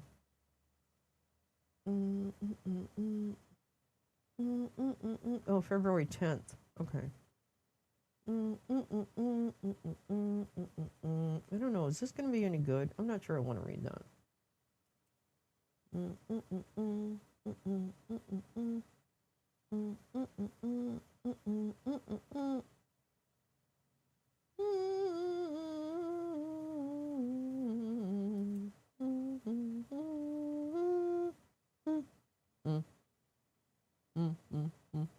going to read Jim's piece from yesterday, or 2 days ago.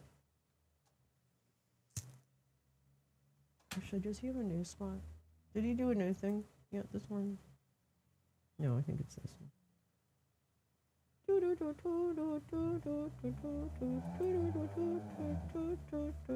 Oh. Okay. Schrodinger's Fist, the collapse of America's split reality. This is Jim Stewartson, who was right about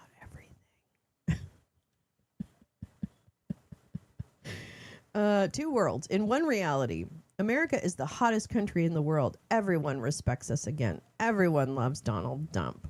The tariffs are bringing in trillions. We're getting rid of the illegals. And so what if the president gets a little taste of the action?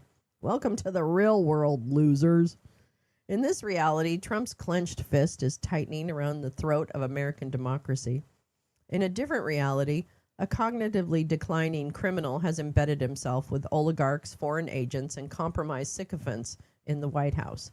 His regime is engaging in a hybrid war against liberal democracy by turning the power of the federal government against its own people and its own institutions while plundering our global standing, labor, and resources. In this reality, as the world observes, Trump's clenched fist is dissolving.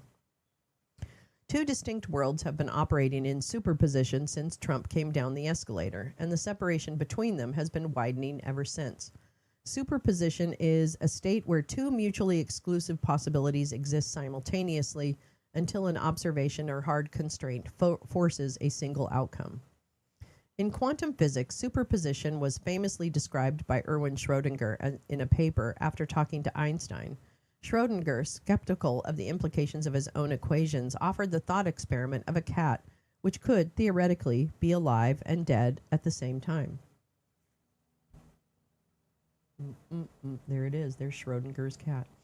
This is very much like America. A kind of split personality has been induced where most of us live in either learned helplessness or deliberate denial of the organized crime ring running the country. We are frozen in our own reality while another implodes the economy, destroys world order, and shreds society with systematic state violence.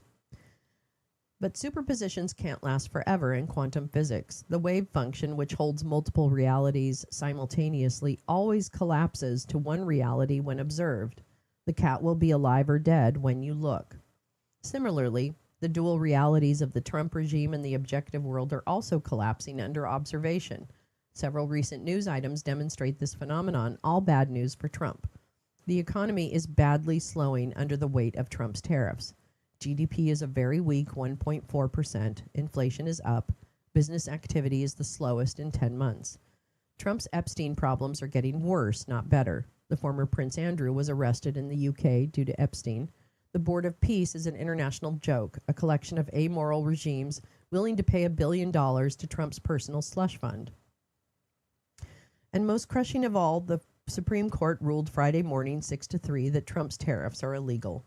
This is the clash of two worlds, one invented and one real. Just before the Supreme Court published its ruling, Trump met with Republican governors at the annual breakfast at the White House, which is usually bipartisan, but Trump disinvited the Democrats. When Trump arrived, he immediately dismissed the press in the room, as if he knew the court's decision already. Timestamp to 4047, don't blink. Okay. Let me make myself quiet. Everybody. Thank you very much. And I guess we're going to be asking the press to leave. And that way we're going to talk very candidly and take questions, I think.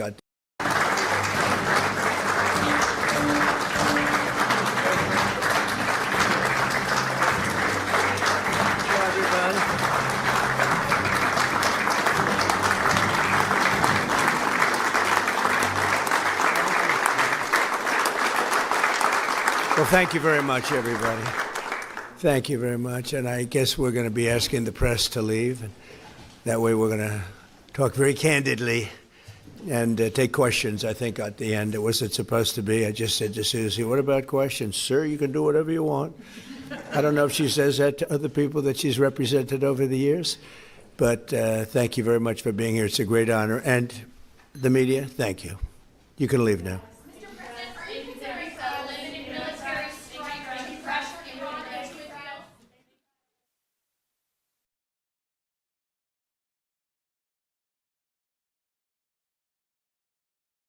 I didn't hear him say it, but you guys must have, right? I didn't hear him say it, but he said something like, yeah, none of us are in either of those groups. Sometimes I feel alive and dead at the same time. Yes, Grace Lisa, that's true. My sister will be happy as I brought up Famocracy. Yes, Jane, tell her that she is a hero of the lounge for her. for her democracy. We are definitely taking that in homage to her. Remember when Dump shit talked Leonard Leo? Yeah, and Cock not to. Yes, I wondered if he suspected where the decision. Oh, Jen! Oh my, Jen! Sounds like they kept clapping so he would forget. Well, here's the thing. Did he say something about those fucking? Oh my God, Jen, you're so wonderful. Chill Pill. Oh, I thought they were dead. Strictly Christo. Oh, is that from Twitter? Keo Neural. I don't even know who that is. I don't know you, but welcome everybody. Welcome, Teresa. Welcome everybody. Wait, Teresa. Guess or sorry. What am I saying? Jen Griffey. Let me tell you something. Jen. Let me tell you. Jen Griffin, I just want to tell you what that means to me. You're always there. You're always got a smile. You're bringing birds. And now you're bringing cash. And I just love you, sister. I just fucking love you. I just want you to know. Thank you. I'm kind of liking that I can just sing custom songs to all of you now. Thank you, Jen. Oh my God, you're so sweet. I gotta come up with some better lyrics, but I'll do that. Don't worry, it'll happen. Oh my God, my face is itchy. My face is itchy. Why is my face itchy? Anyway, thank you. Oh my God. Oh my God. Oh, I love you. I love you guys. You're so kind. You don't have to do that either. If you ever want the money back, just drop me your Cash App and I'll send you the money back. We give you a money back guarantee. That's twice he's gone after it. And that's the thing. And didn't he also go after Heritage Foundation or something? Usually it doesn't work. Oh, you're so sweet. Well, if you need the money back, you just let me know, girl. I'm on it. A few hours later, Dump emerged to address the nation about the SCOTUS ruling in one of the whiniest, most butthurt performances he's ever given. Despite the 6-3 decision, which included Roberts, Gorsuch, and Barrett, Trump said it was the Democrats on the court that voted against him. Trump used the opportunity to attack the justices in the majority as not smart people who were influenced by foreign interest. He repeated the big lie about the 2020 election and bragged about the stock market. It was a total meltdown as Trump's delusion of power met the rare reality of checks and balances. I wanted to be well behaved. I wanted to be a good boy. Our stock market has just recently broken 50,000 on the Dow. Wait a minute. I have something for you. Damn it. My hands aren't working today. God damn it. Hold on. Because I did something. I did something for you. Hold on. Here.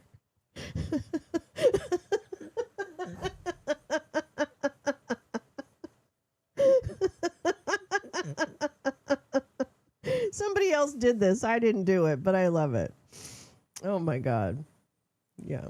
Okay. So there's the Dow. The Dow's at $50,000. Okay. Oh boy, Schrodinger's. Oh wait, here we go. Our country is the hottest country anywhere in the world right now. And it was a dead country 1.5 years ago under an incompetent president.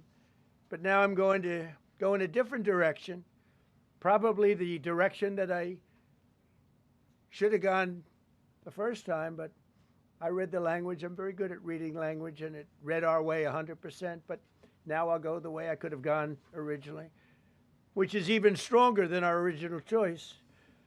As Justice Kavanaugh, whose stock has gone so well, you have to see, I'm so proud of him. So they write this terrible, defective decision, totally defective. It's almost like not written by smart people. And I'm ashamed of certain members of the court, absolutely ashamed, for not having the courage to do what's right for our country. I'd like to thank and congratulate Justices Thomas, Alito, and Kavanaugh for their strength and wisdom and love of our country, which is right now very proud of those justices. It's my opinion that the court has been swayed by foreign interests and a political movement that is far smaller than people would ever think. It's a small movement. I won by millions of votes. We won in a landslide. With all the cheating that went on, there was a lot of it, but we still won in a landslide. Too big to rig. But these people are obnoxious, ignorant, and loud. They're very loud. And I think certain justices are afraid of that. They don't want to do the right thing. They're afraid of it. This was an important case to me. And in actuality, I was very modest in my ask of other countries and businesses because I wanted to do, and it's very important, I wanted to be very well behaved because I wanted to do anything, I didn't want to do anything that would affect the decision of the court, because I understand the court. I understand how they are very easily swayed. I want to be a good boy. I have very effectively utilized tariffs over the past year to make America great again. Our stock market has just recently broken 50,000 on the Dow, and simultaneously, and even more amazingly, broken 7,000 on the S&P, two numbers that everybody thought upon our landslide election victory could not be attained. Think of that.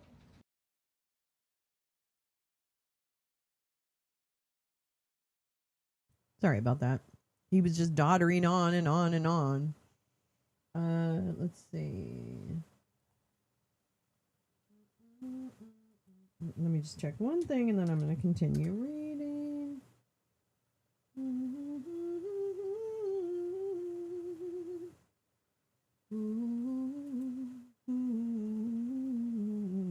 Okay.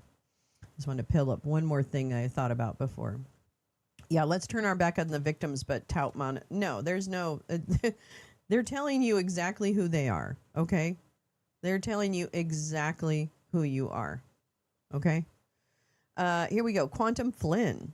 The Flynn Flam. Let me give you one other example closer to my home. Retired Lieutenant General Mike Flynn, the former DIA chief and briefly National Security Advisor, sued me almost 3 years ago because I spent a long time investigating and exposing his crimes and warning about his plans to commit new ones.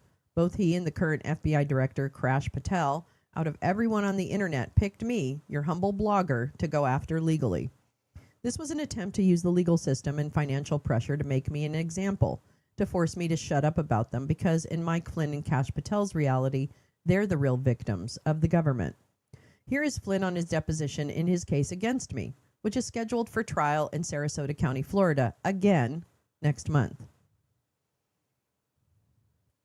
You know, I didn't choose to be viciously and brutally attacked, not only by my own government, which is very evident now, but because of that, people like Stewartson jumped on that bandwagon and took on whatever they wanted to take on and attack me viciously and my family and caused me great harm. Now, he didn't need to do that. He didn't need to decide to do that, but he did. His lies, not just his speech, you know, his lies have done great harm. And it's still damaging because he's still out there doing it.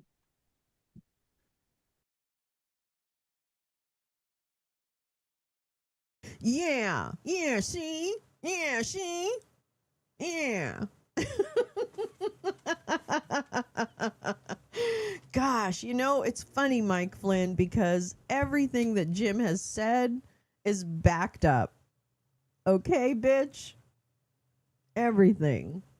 So go fuck yourself, you fucking traitor to the country and killer of people. And you know what? I'm also going to keep telling your brother, Joe Flynn, to suck my big dick. In fact, let's see. How far down are we on this? Okay, let me finish this, and then I want to play you some other things that will help. Oops, let me get John Roberts off the screen. Okay, here we go. This is, of course, a wild, bald-faced lie. Flynn is willing to commit perjury in order to protect his own victimhood. Flynn has been smearing Hillary Clinton for a decade and was instrumental into Jeffrey Epstein, Peter Thiel, and the Russian government's 2016 election interference, including Pizzagate. Let's see. Mike Flynn is in a tough spot because his alternate reality is collapsing under observation. Donald Trump, Mike Flynn, and the assorted oligarchs they've been conspiring with have created a twin of the real world manifested through lies, fraud, and cheating in elections. In this second reality, the crime wasn't Russian interference in 2016. The crime was Russiagate, and people like Flynn were the victims. In the objective world, however, it's the American people who have suffered a decade of chaos and violence. We've been forced to live in a superposition with a dark, authoritarian reality where people are murdered in the street, constantly lied to, and rigged elections are the new normal. But these two worlds cannot coexist forever. Upon final observation, when reality collapses, the American cat will be alive or not. I, for one, will never play dead, and I hope to see Mike Flynn in court so we can find out in public whose reality withstands close observation. Explain in simple terms why he came on your radar and why these years it's still so important that people role in all of this. His claim is that I have a purse that I'm personally trying to get rich from going after conservative figures like Mike Flynn. That's his theory of the case. And listen, Mike Flynn is the most boring motherfucker on earth. I couldn't get if he was a retired 3-star general, I'd say thank you for your service, sir, and move the fuck on. But 5.5 years ago, and I won't go into the whole story, but 5.5 years ago, I shit was going down. It was the summer of 2020, and everything was going crazy, and there was a bunch of people online like bothering Chrissy Teigen about eating her kids and shit like that. You remember that? And I was like, what is going on? And why are all these people having riots and shit, right? And so QAnon came across my radar because it was on everybody's radar. And then I read an article and it said, ooh, this looks like an alternate reality game. And the alternate reality game is something I helped invent 20 years ago. And he was right. The article was correct. And that set me off from that day forward until this fucking day, trying to figure out how 30%, which is pretty much the figure now, how 30% of our country got brainwashed. Why are all these people acting like this? Why do people actually believe that Hillary Clinton is a pedophile? Why did this asshole go into Comet Pizza? What is going on? And you know what happened is I kept running into Mike Flynn every 15 seconds. I was looking at QAnon thing. Every single one of their profiles had a link to what? His legal fund. Wow. Because he lied about talking to the Russians. Literally, the Mike Flynn Defense Fund with 3 stars in the bio. That's why I got interested, because every one of the QAnon accounts saw Mike Flynn as their general. He was like this shadow figure who was even more important than Trump in QAnon.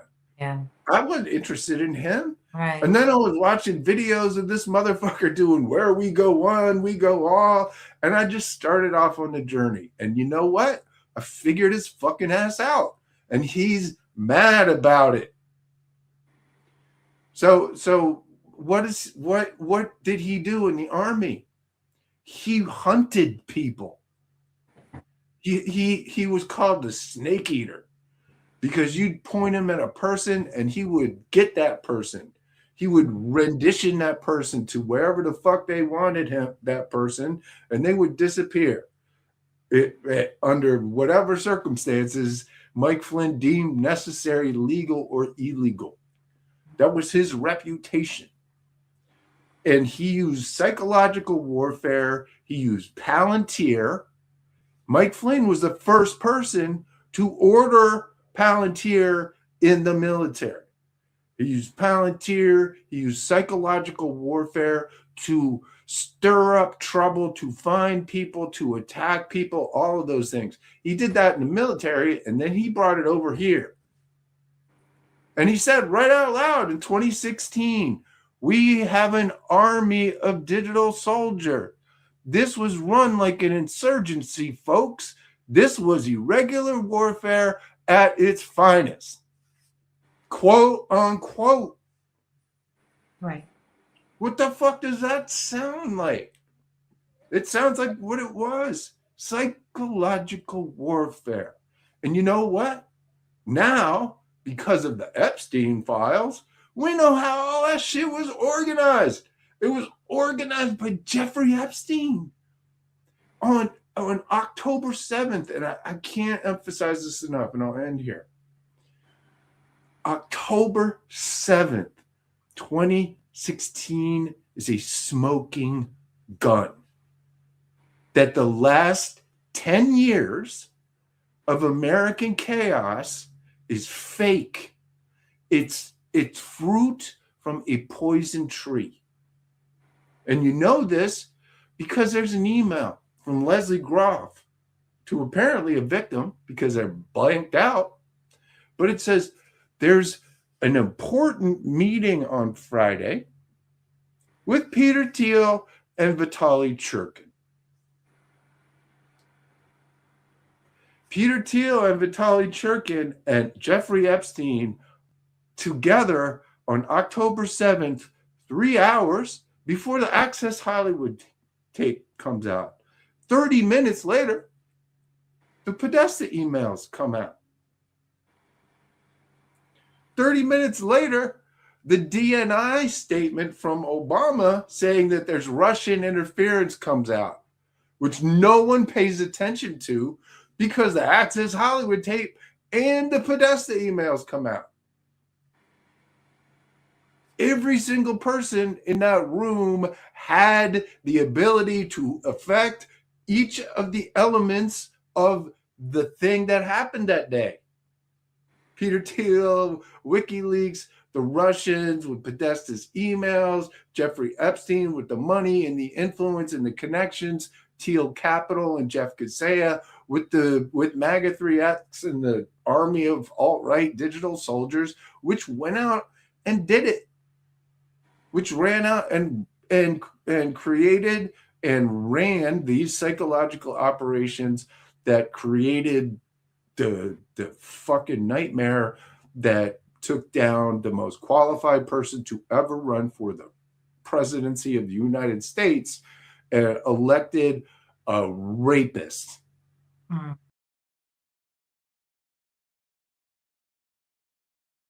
That's a good one.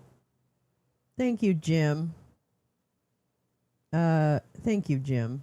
I'll link that in the description. I really appreciate Jim Stewartson.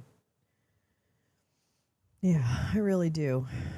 He's withstood a lot of bullshit just for saying what he feels, what he has researched, and what he's trying to tell people is happening. And he's suffered a lot for it, and I think it's a bunch of bullshit. So I'm really proud of him, and I'm really happy. I'm really honored to be his friend, frankly. So that's about it. That's what I have to say about that. Oh my God, here we go. Boop, boop, boop, boop. Oh. Wait, we'll do a different song. Hold on. Let me see what I got here. Oh, wait. Is this it? Hey, Jay Rance, what are you doing? Giving money to this show. Hey, Jay Rance, thank you for that money. Let's see. Marhill, I don't know you. Fireman, I don't know who that is, but it's an old name from like the Doe Show of all things.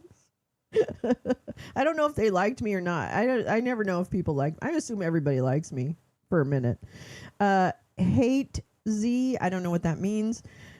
Stretch, don't know them. Christina Clark, welcome. Thank you so much, Jay. You're so cute. Yeah. Jay Reds. Thank you, love. You're so kind. Thank you for that. And do donate to Jim's legal fund, because frankly, he is fighting for everyone. He is fighting against Mike Flynn and Kash Patel. I'm sorry. There's little that is worthy above that. So I've done a lot of hate watching. Yeah, totally.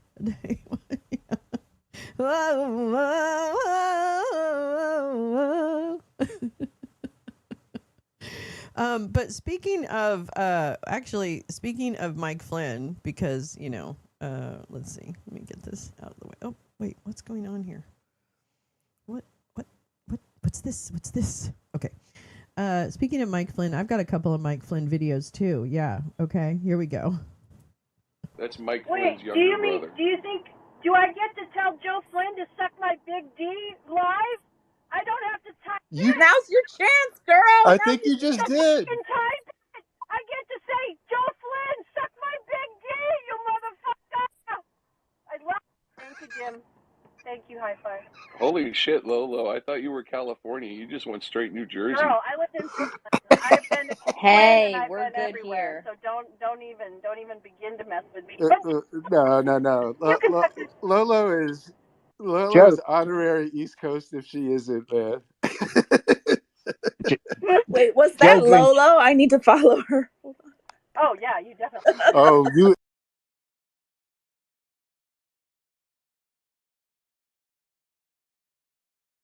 That's one Mike Flynn. No, there's more. That's my Joe Flynn. That's my claim to fame on Joe Flynn. Here we go. Let's see. What's this?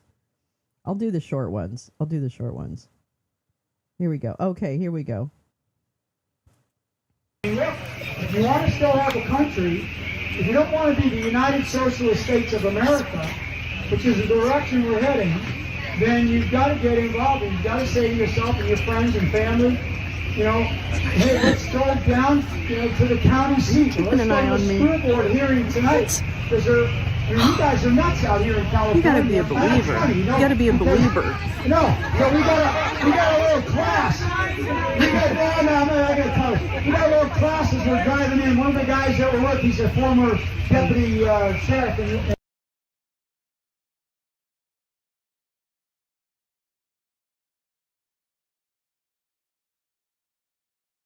We got to find out who. Somebody told me I got to poll the audience. Ladies and gentlemen, if you drove for more than 1 hour to get here, please raise your hand. Hello, girl. I did. Okay, keep them up. 2 hours. Yes, girl. Well traveled. 3 hours. Keep them up. No. 4 hours. I can't lie about that. I can't lie about 5 that. hours. Keep them up. So pretty.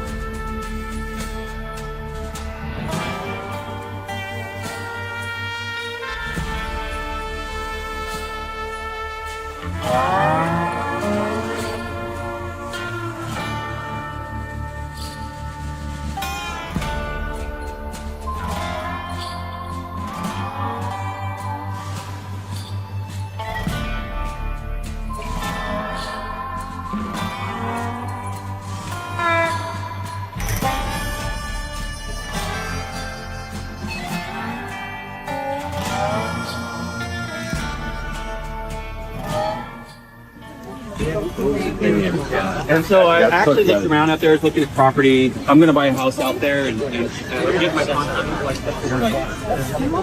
Go ahead.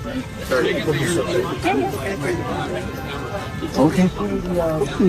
Paul Ryan, Frank Priebus, Robin Boss. So I get a lot of confirmatory human intelligence to support and back up a lot of this. But to get to 100%, like beyond a reasonable doubt, it requires documents in their phone records, text messages. And oh, by the way, how do we get that? Well, there are two lawsuits out there. The President Trump RICO lawsuit on the DOJ and the FBI. And that's kind of on pause because the FBI just seized the evidence that they were going to use in that lawsuit. And that same seizure of evidence by your father's lawsuit, civil, against the same people. If the judge rules in his favor and doesn't dismiss motion to dismiss, Joe Pientka III is going to be the first guy being subpoenaed. And I suspect the house of cards starts to fall as soon as he testifies, because this guy, in my research and investigation, did not do anything illegal. He's just a coward and not being a whistleblower. When he's compelled to testify, he's going to try to duck and maneuver with the DOJ to say stuff. Wait, that doesn't. Real from the ocean. Yeah. You don't respect. It doesn't implicate these folks, but I think at that point,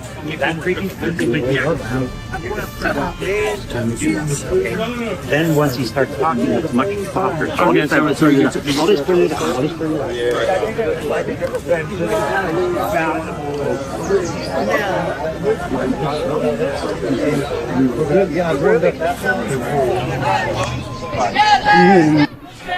Shame! Shame! Shame! Shame! This is how ridiculous you look!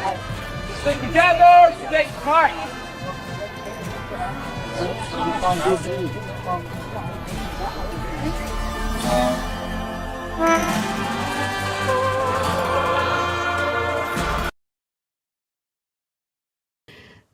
Thank you very much. Thank you very much. That time I made Now Impact. Or what is it? Is it Now Impact? What is that? What is that thing? I can't remember. Anyway. The good old days. My glory days. Yeah, so that's Flynn Flammer, How I Learned to Love the Balloon. That's what I called that one.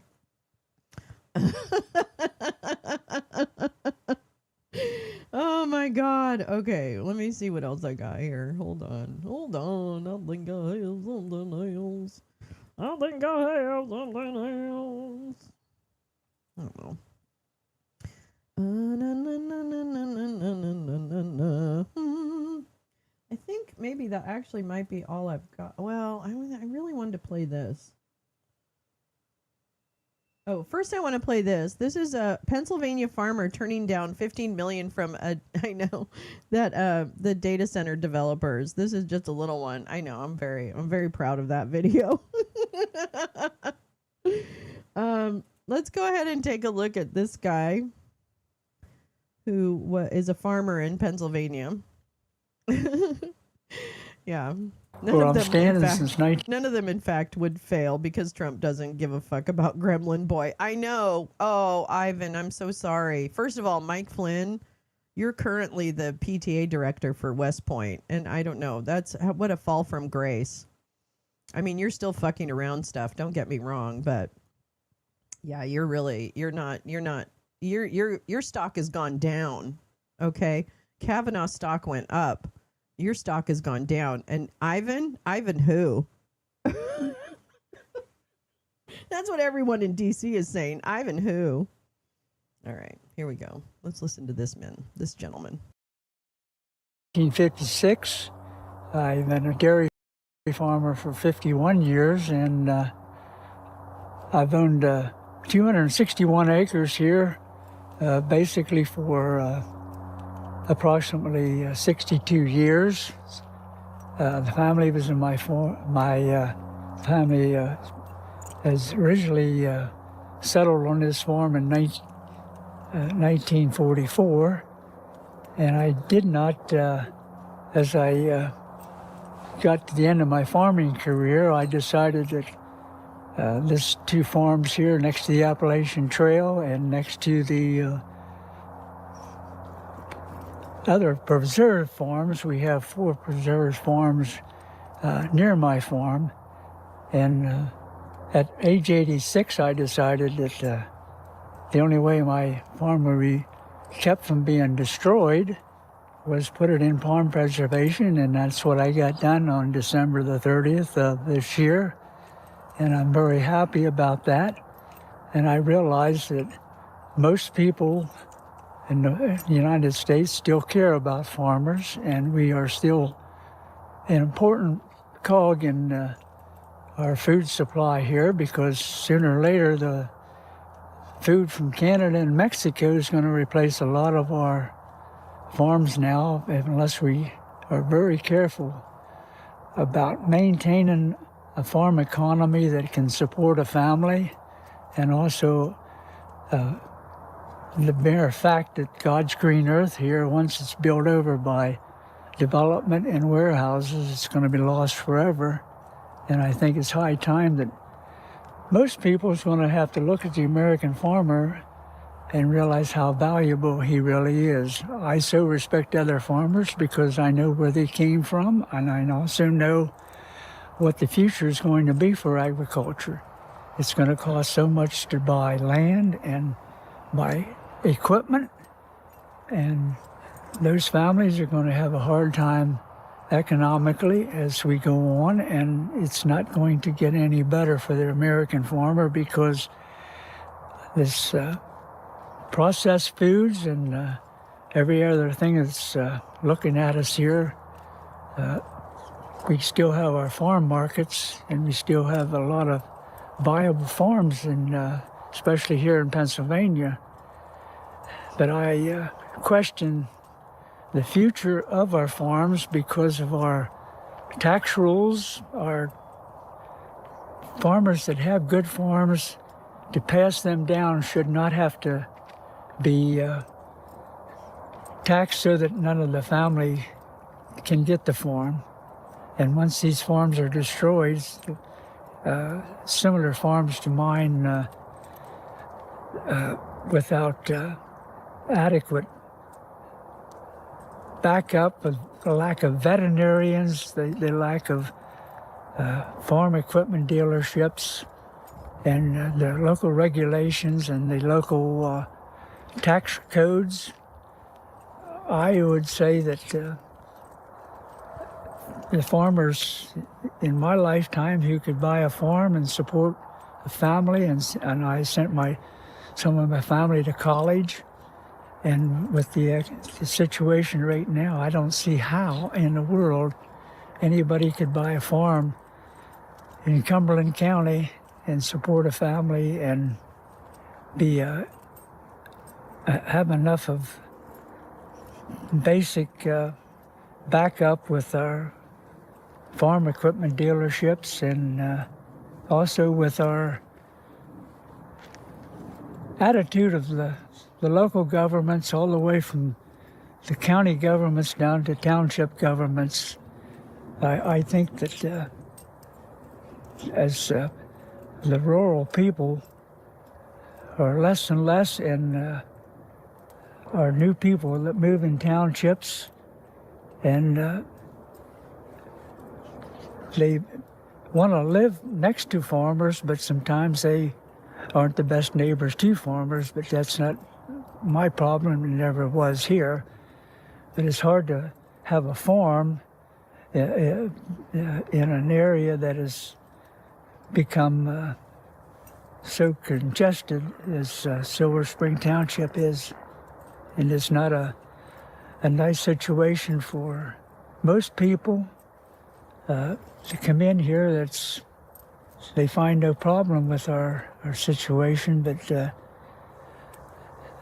I just think that we have to There's only a few farms left in this area, and I think they should quit building on farmland, at least in most of these townships surrounding Silver Spring Township, because I think farmers that are left will have a hard time surviving in a urban packed area. You if you make $100,000 a year, you can't finance $1 million. Sorry, I was listening to David K. Johnson. So that gentleman apparently turned down $15 million from to build an AI data center on his farmland, and that was the source of that reporting. I think it's really interesting, and the other thing that's so interesting is, obviously that man might have a different perspective when it comes to regulations and other things. I definitely understand that, but at the same time, I don't understand it. Okay, because I worked in a highly regulated industry in the financial services industry, and I worked on projects that were designing products, for customers, like no transaction fee mutual funds or the Schwab checking account. I worked on those projects, and so part of those projects was always looking at the compliance issues, right? Like the regulations that surrounded introducing a checking account, the regulations that surrounded how to do a cafeteria kind of style of mutual funds without transaction fees, right? How the logistics and the compliance around how to do that. And this is where I separate from people like him who say, oh, those city regulations and those county regulations and those. Listen, if you're in a regulated industry, there is a reason that regulation exists. And granted, you can have an argument about specific regulations. That's perfectly acceptable. But just to be reject out of hand that people try and regulate your industry, I do not agree with that.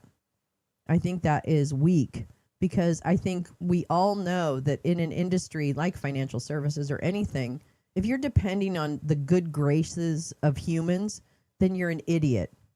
Because frankly, that's why we have regulations, is because people cannot be trusted to work for the good of the environment, because they may not think about the environment in that way, or they may disagree with the science on that. That's why you have a regulation, so that there is a base minimum of how you kind of approach things. So I get a little bristly when people are like, I don't want to be regulated. Well, fuck you. Fuck you. Because you're stupid, because you're trying to tell me that everybody is trustworthy within a certain, oh, Mendelssohn's been arrested. Fuck you. I don't care. I know every libertarian's argument. And anyway, so that just kind of always raises my hackles a little bit. I always get a little weird about that stuff. And frankly, Mr. Farmer, you know what you should be also fighting for? USAID. That's what you should be fighting for. Okay? Yeah, I don't want pig shit in my water. Okay? That's what I don't want. I don't want water sources to be poisoned by runoff from corporate farms.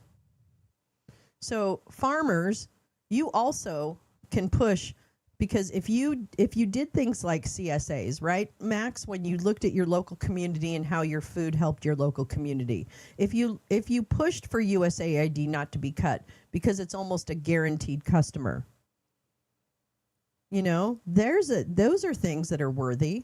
That's worthy. But just expecting subsidies because farming is a way of life. My dad grew up on a farm. My dad was a farmer. My grandpa was a farmer. They were poor farmers. They sharecropped other farms to live. So I understand that. I love that life. I love the rural life. My dad taught me to really value land and growing things. And, he was an agricultural engineer. That was his life, was irrigation, right, of crops. That's what he focused on, and harvesting. So I love orchards, yeah. So I am all about like the beauty of the American farmer. You know, like I just think that's I come from that. I come from those people, and I appreciate it. But I also don't think it's just an excuse to be completely subsidized for the rest of your life because you decided to do that. As with any business, you have to make good business decisions and have a market. And if you don't have that market, then your lobbyists should be pushing for those markets. So I don't know what the lobbyists are doing or what they're fighting for. It's probably corporate farming, which is another issue. I don't hear farmers talk about corporate farming as much as I need to. Right? So anyway, I don't know. That's the kind of thing that gets my goat. All right, Mendelssohn's been arrested. Fantastic. Now do Trump. Wait, there was something that came on Mandelson.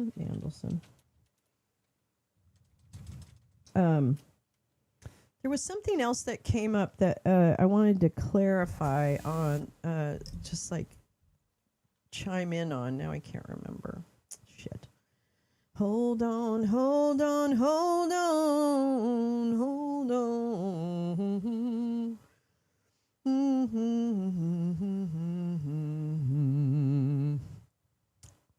Ooh, the European Union hits pause on U.S. trade deal. Oh. The 27-nation bloc isn't throwing out... Well, here, I'll just show you what I'm doing here. I'm looking at New York Times. The 27-nation bloc isn't throwing out the agreement it struck with the United States, but officials want more clarity before they implement it. We kind of knew that was coming. That had been talked about at the time it was discussed. This one I want to read. But I wanted to see if there was a story. Key witness who disputed ICE account of fatal shooting dies in car accident. Oh, God. Heartbreaking. What was I going to check? It was Mandelson. I wanted to see what was going on with Mandelson. Trump administration. Oh, wait. No! God fucking...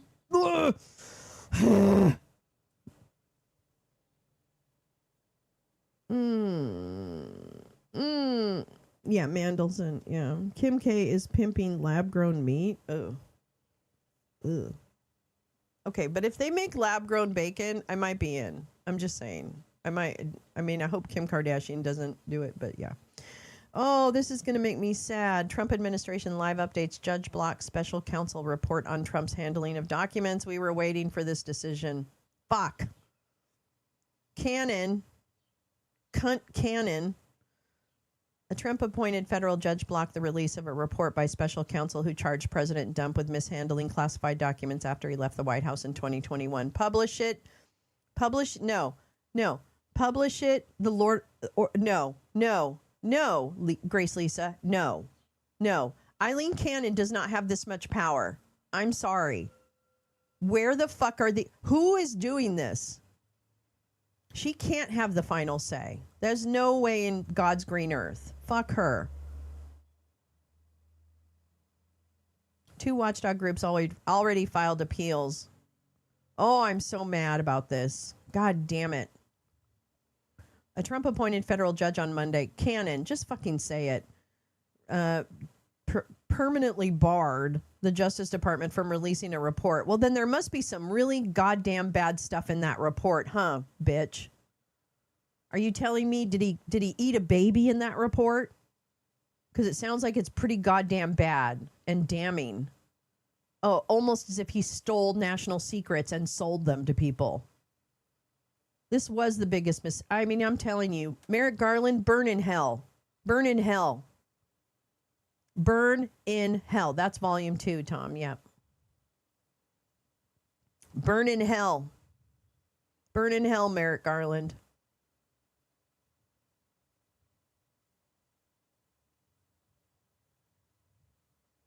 Publish the report 2 in volume 2 in a book. right now. I'll buy it.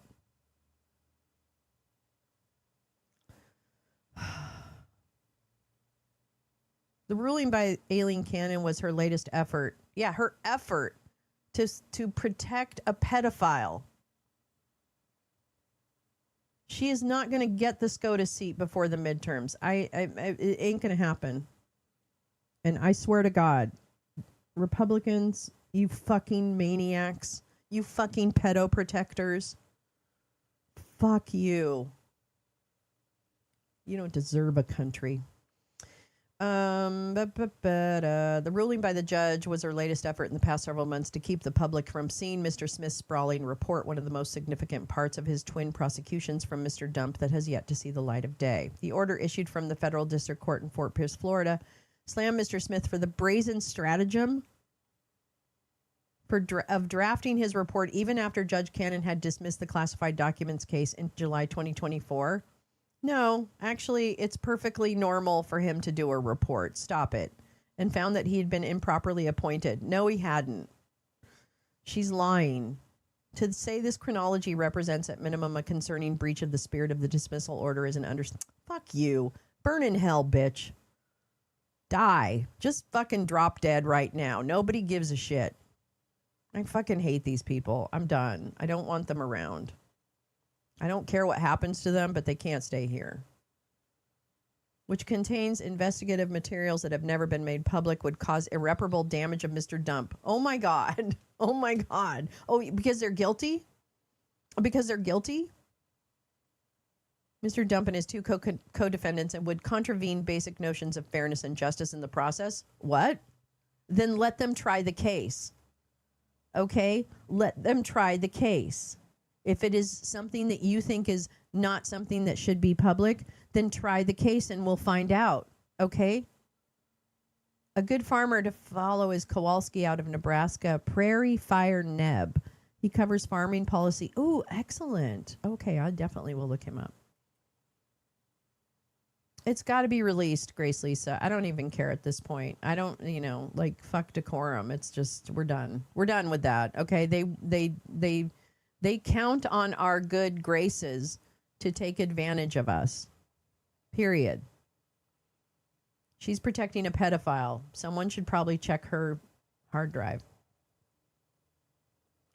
Mr. Smith himself dropped the other case he brought against Mr. Dump, the one accusing him of seeking to overturn the 2020 election after the 2024 election. The report about the election interference case, often described as Volume 1, was released to the public in January 2025. But Volume 2 of Mr. Smith's report has never been released, even though special counsels appointed by both Republican and Democratic administrations have traditionally shown their work to the public. Volume 2 details Mr. Smith's prosecution of Mr. Dump on charges of illegally retaining highly sensitive classified documents from his first stint in the White House and then conspiring with his co-defendants, Waltine Nauda and Carlos de Oliveira, to obstruct the government's repeated efforts to get the material back. Last month, Mr. Smith testified in front of Congress about several aspects of his election interference prosecution, flatly accusing Mr. Dump of causing the January 6, 2021 attack on the Capitol, but he has never been able to discuss his findings in the classified documents case publicly because Judge Cannon, who has repeatedly received lavish praise from the president, temporarily blocked the release of the report shortly before Mr. Dump returned to office. The order on Monday made that preliminary ruling permanent. Though it is unlikely to be the last word on the matter, two watchdog groups, American Oversight and Knight First Amendment Institute, have been trying for months to force the release of Mr. Smith's report, filing a series of requests to the federal appeals court that sits over Judge Cannon. And that's Clarence Thomas's. Yeah. That's the district or whatever, the circuit, rather, that reports to Clarence Thomas, right? Okay. Wow, boy, it must be bad. There must be something real bad in that report. Oh, before I forget, Discord has halted their planned worldwide rollout of age verification after it was leaked by hackers. There were major data breaches and direct working with groups like DHS. Ooh, there you go. Thank you for that update, meowing. Yeah, it won't alleviate the age verification for states where it's law. Oh, yeah. Have been trying to months. Okay, Judge Cannon's ruling continues a troubling pattern of decisions that shield the president from public scrutiny and place secrecy above the public's right to know. Chioma Chukwu, the executive director of American Oversight, said in a statement issued Monday. By permanently blocking the release of Volume 2 of the special counsel's report and denying our effort to seek a stay. Can you imagine if Joe Biden had blocked a special counsel report? Can you imagine? Can you fucking imagine if Biden had done that? I just like, it is, I mean, I know that's kind of a stupid exercise, but it's just like, it's fascinating. By permanently blocking the release of Volume 2 of the special counsel's report and denying our effort to seek a stay while our appeal moves forward, the court has ensured that the public is denied information of extraordinary national importance. Judge Cannon's decision came in response to a request from Dump's lawyers, who had argued that Volume 2 of Mr. Smith's report should never be released outside the Justice Department because it was the work product of a special counsel who never should have been appointed in the first place. Well, that's just not true. It's not even true. Lawyers for Mr. Nauta de Oliveira made an even broader request, asking Judge Cannon to destroy all copies of the report. Well, you know what? Those two guys can burn in hell, too. Fucking pedo protectors. I hope you burn. While the judge granted Mr. Dump's request, she rejected an effort to have all remaining copies of Volume 2 destroyed. In an unusual but perhaps unsurprising move, the Justice Department weighed in on the issue last month, agreeing with Mr. Dump and telling Judge Cannon that the report should remain sealed. Quote, the illicit product of an unlawful investigation and prosecution belongs in the dustbin of history. Oh, no, baby. It's coming back. It's going to come and hit you right between the cheeks. Oh, yeah, it's going to go right between the cheeks. That's where Volume 2 is going to go, okay? That's where Volume 2 is going to go. Yeah, no, and you know what? They can't retire J. Rance either. We can't, one of them will retire in order to, I don't know. Ugh. I don't know. They should also be careful around windows. You know what I'm saying? Like, where is Streisand's house again? Where is Streisand? What does Streisand have to do with it? I'll bet Jack Smith was smart enough to keep a copy of his own on thumb drive. I'll bet you he was, Neil. I'll bet you he was. I think Jack Smith should come on the Lolo's Lounge Wake and Bake and read the report. Okay, Jack Smith, I'm making a personal appeal to you and inviting you on Lolo's Lounge / Wake and Bake with Lolo to read your report. We will happily listen. You could read just about anything, but we would prefer that you read Volume 2.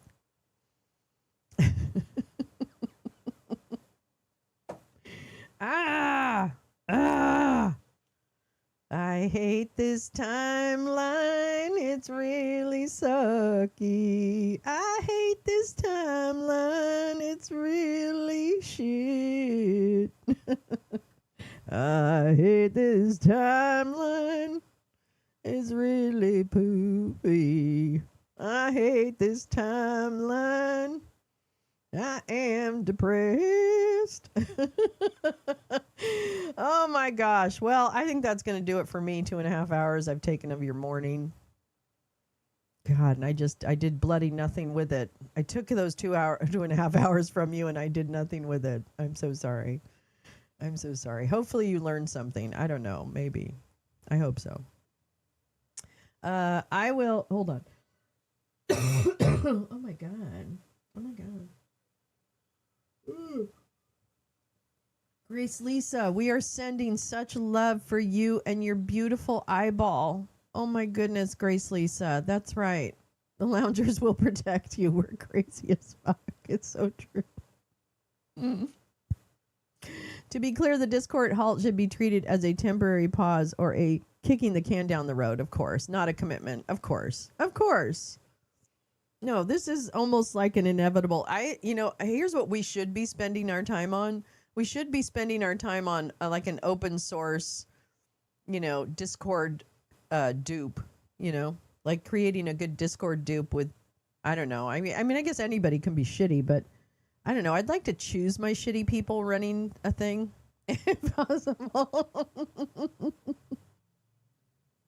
Anyway, oh my gosh, I'm Lolo, and this has been Wake and Bake with Lolo. And yeah, I hope this is a learning lounge. I really hope. I really, really hope that. Not always. We don't always hit it out of the park, but some days we pick up some good things. Thankfully, there's a lot of people dropping wonderful links and things during the day and in chat. So I'm pretty lucky. Thank you. Thank you for spending so much time with me.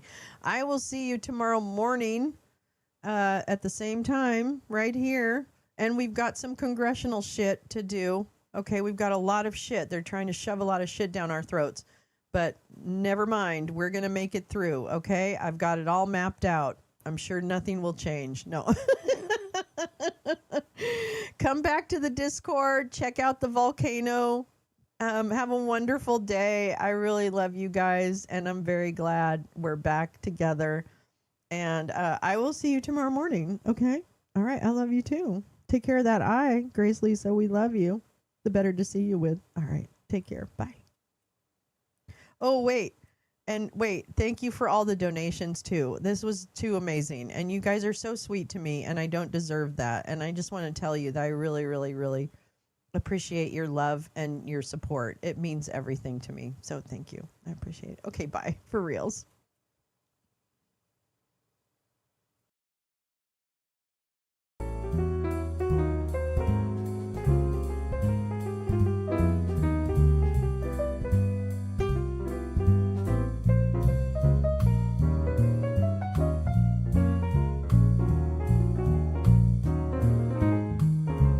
The super chat, the memberships, Neil. The memberships.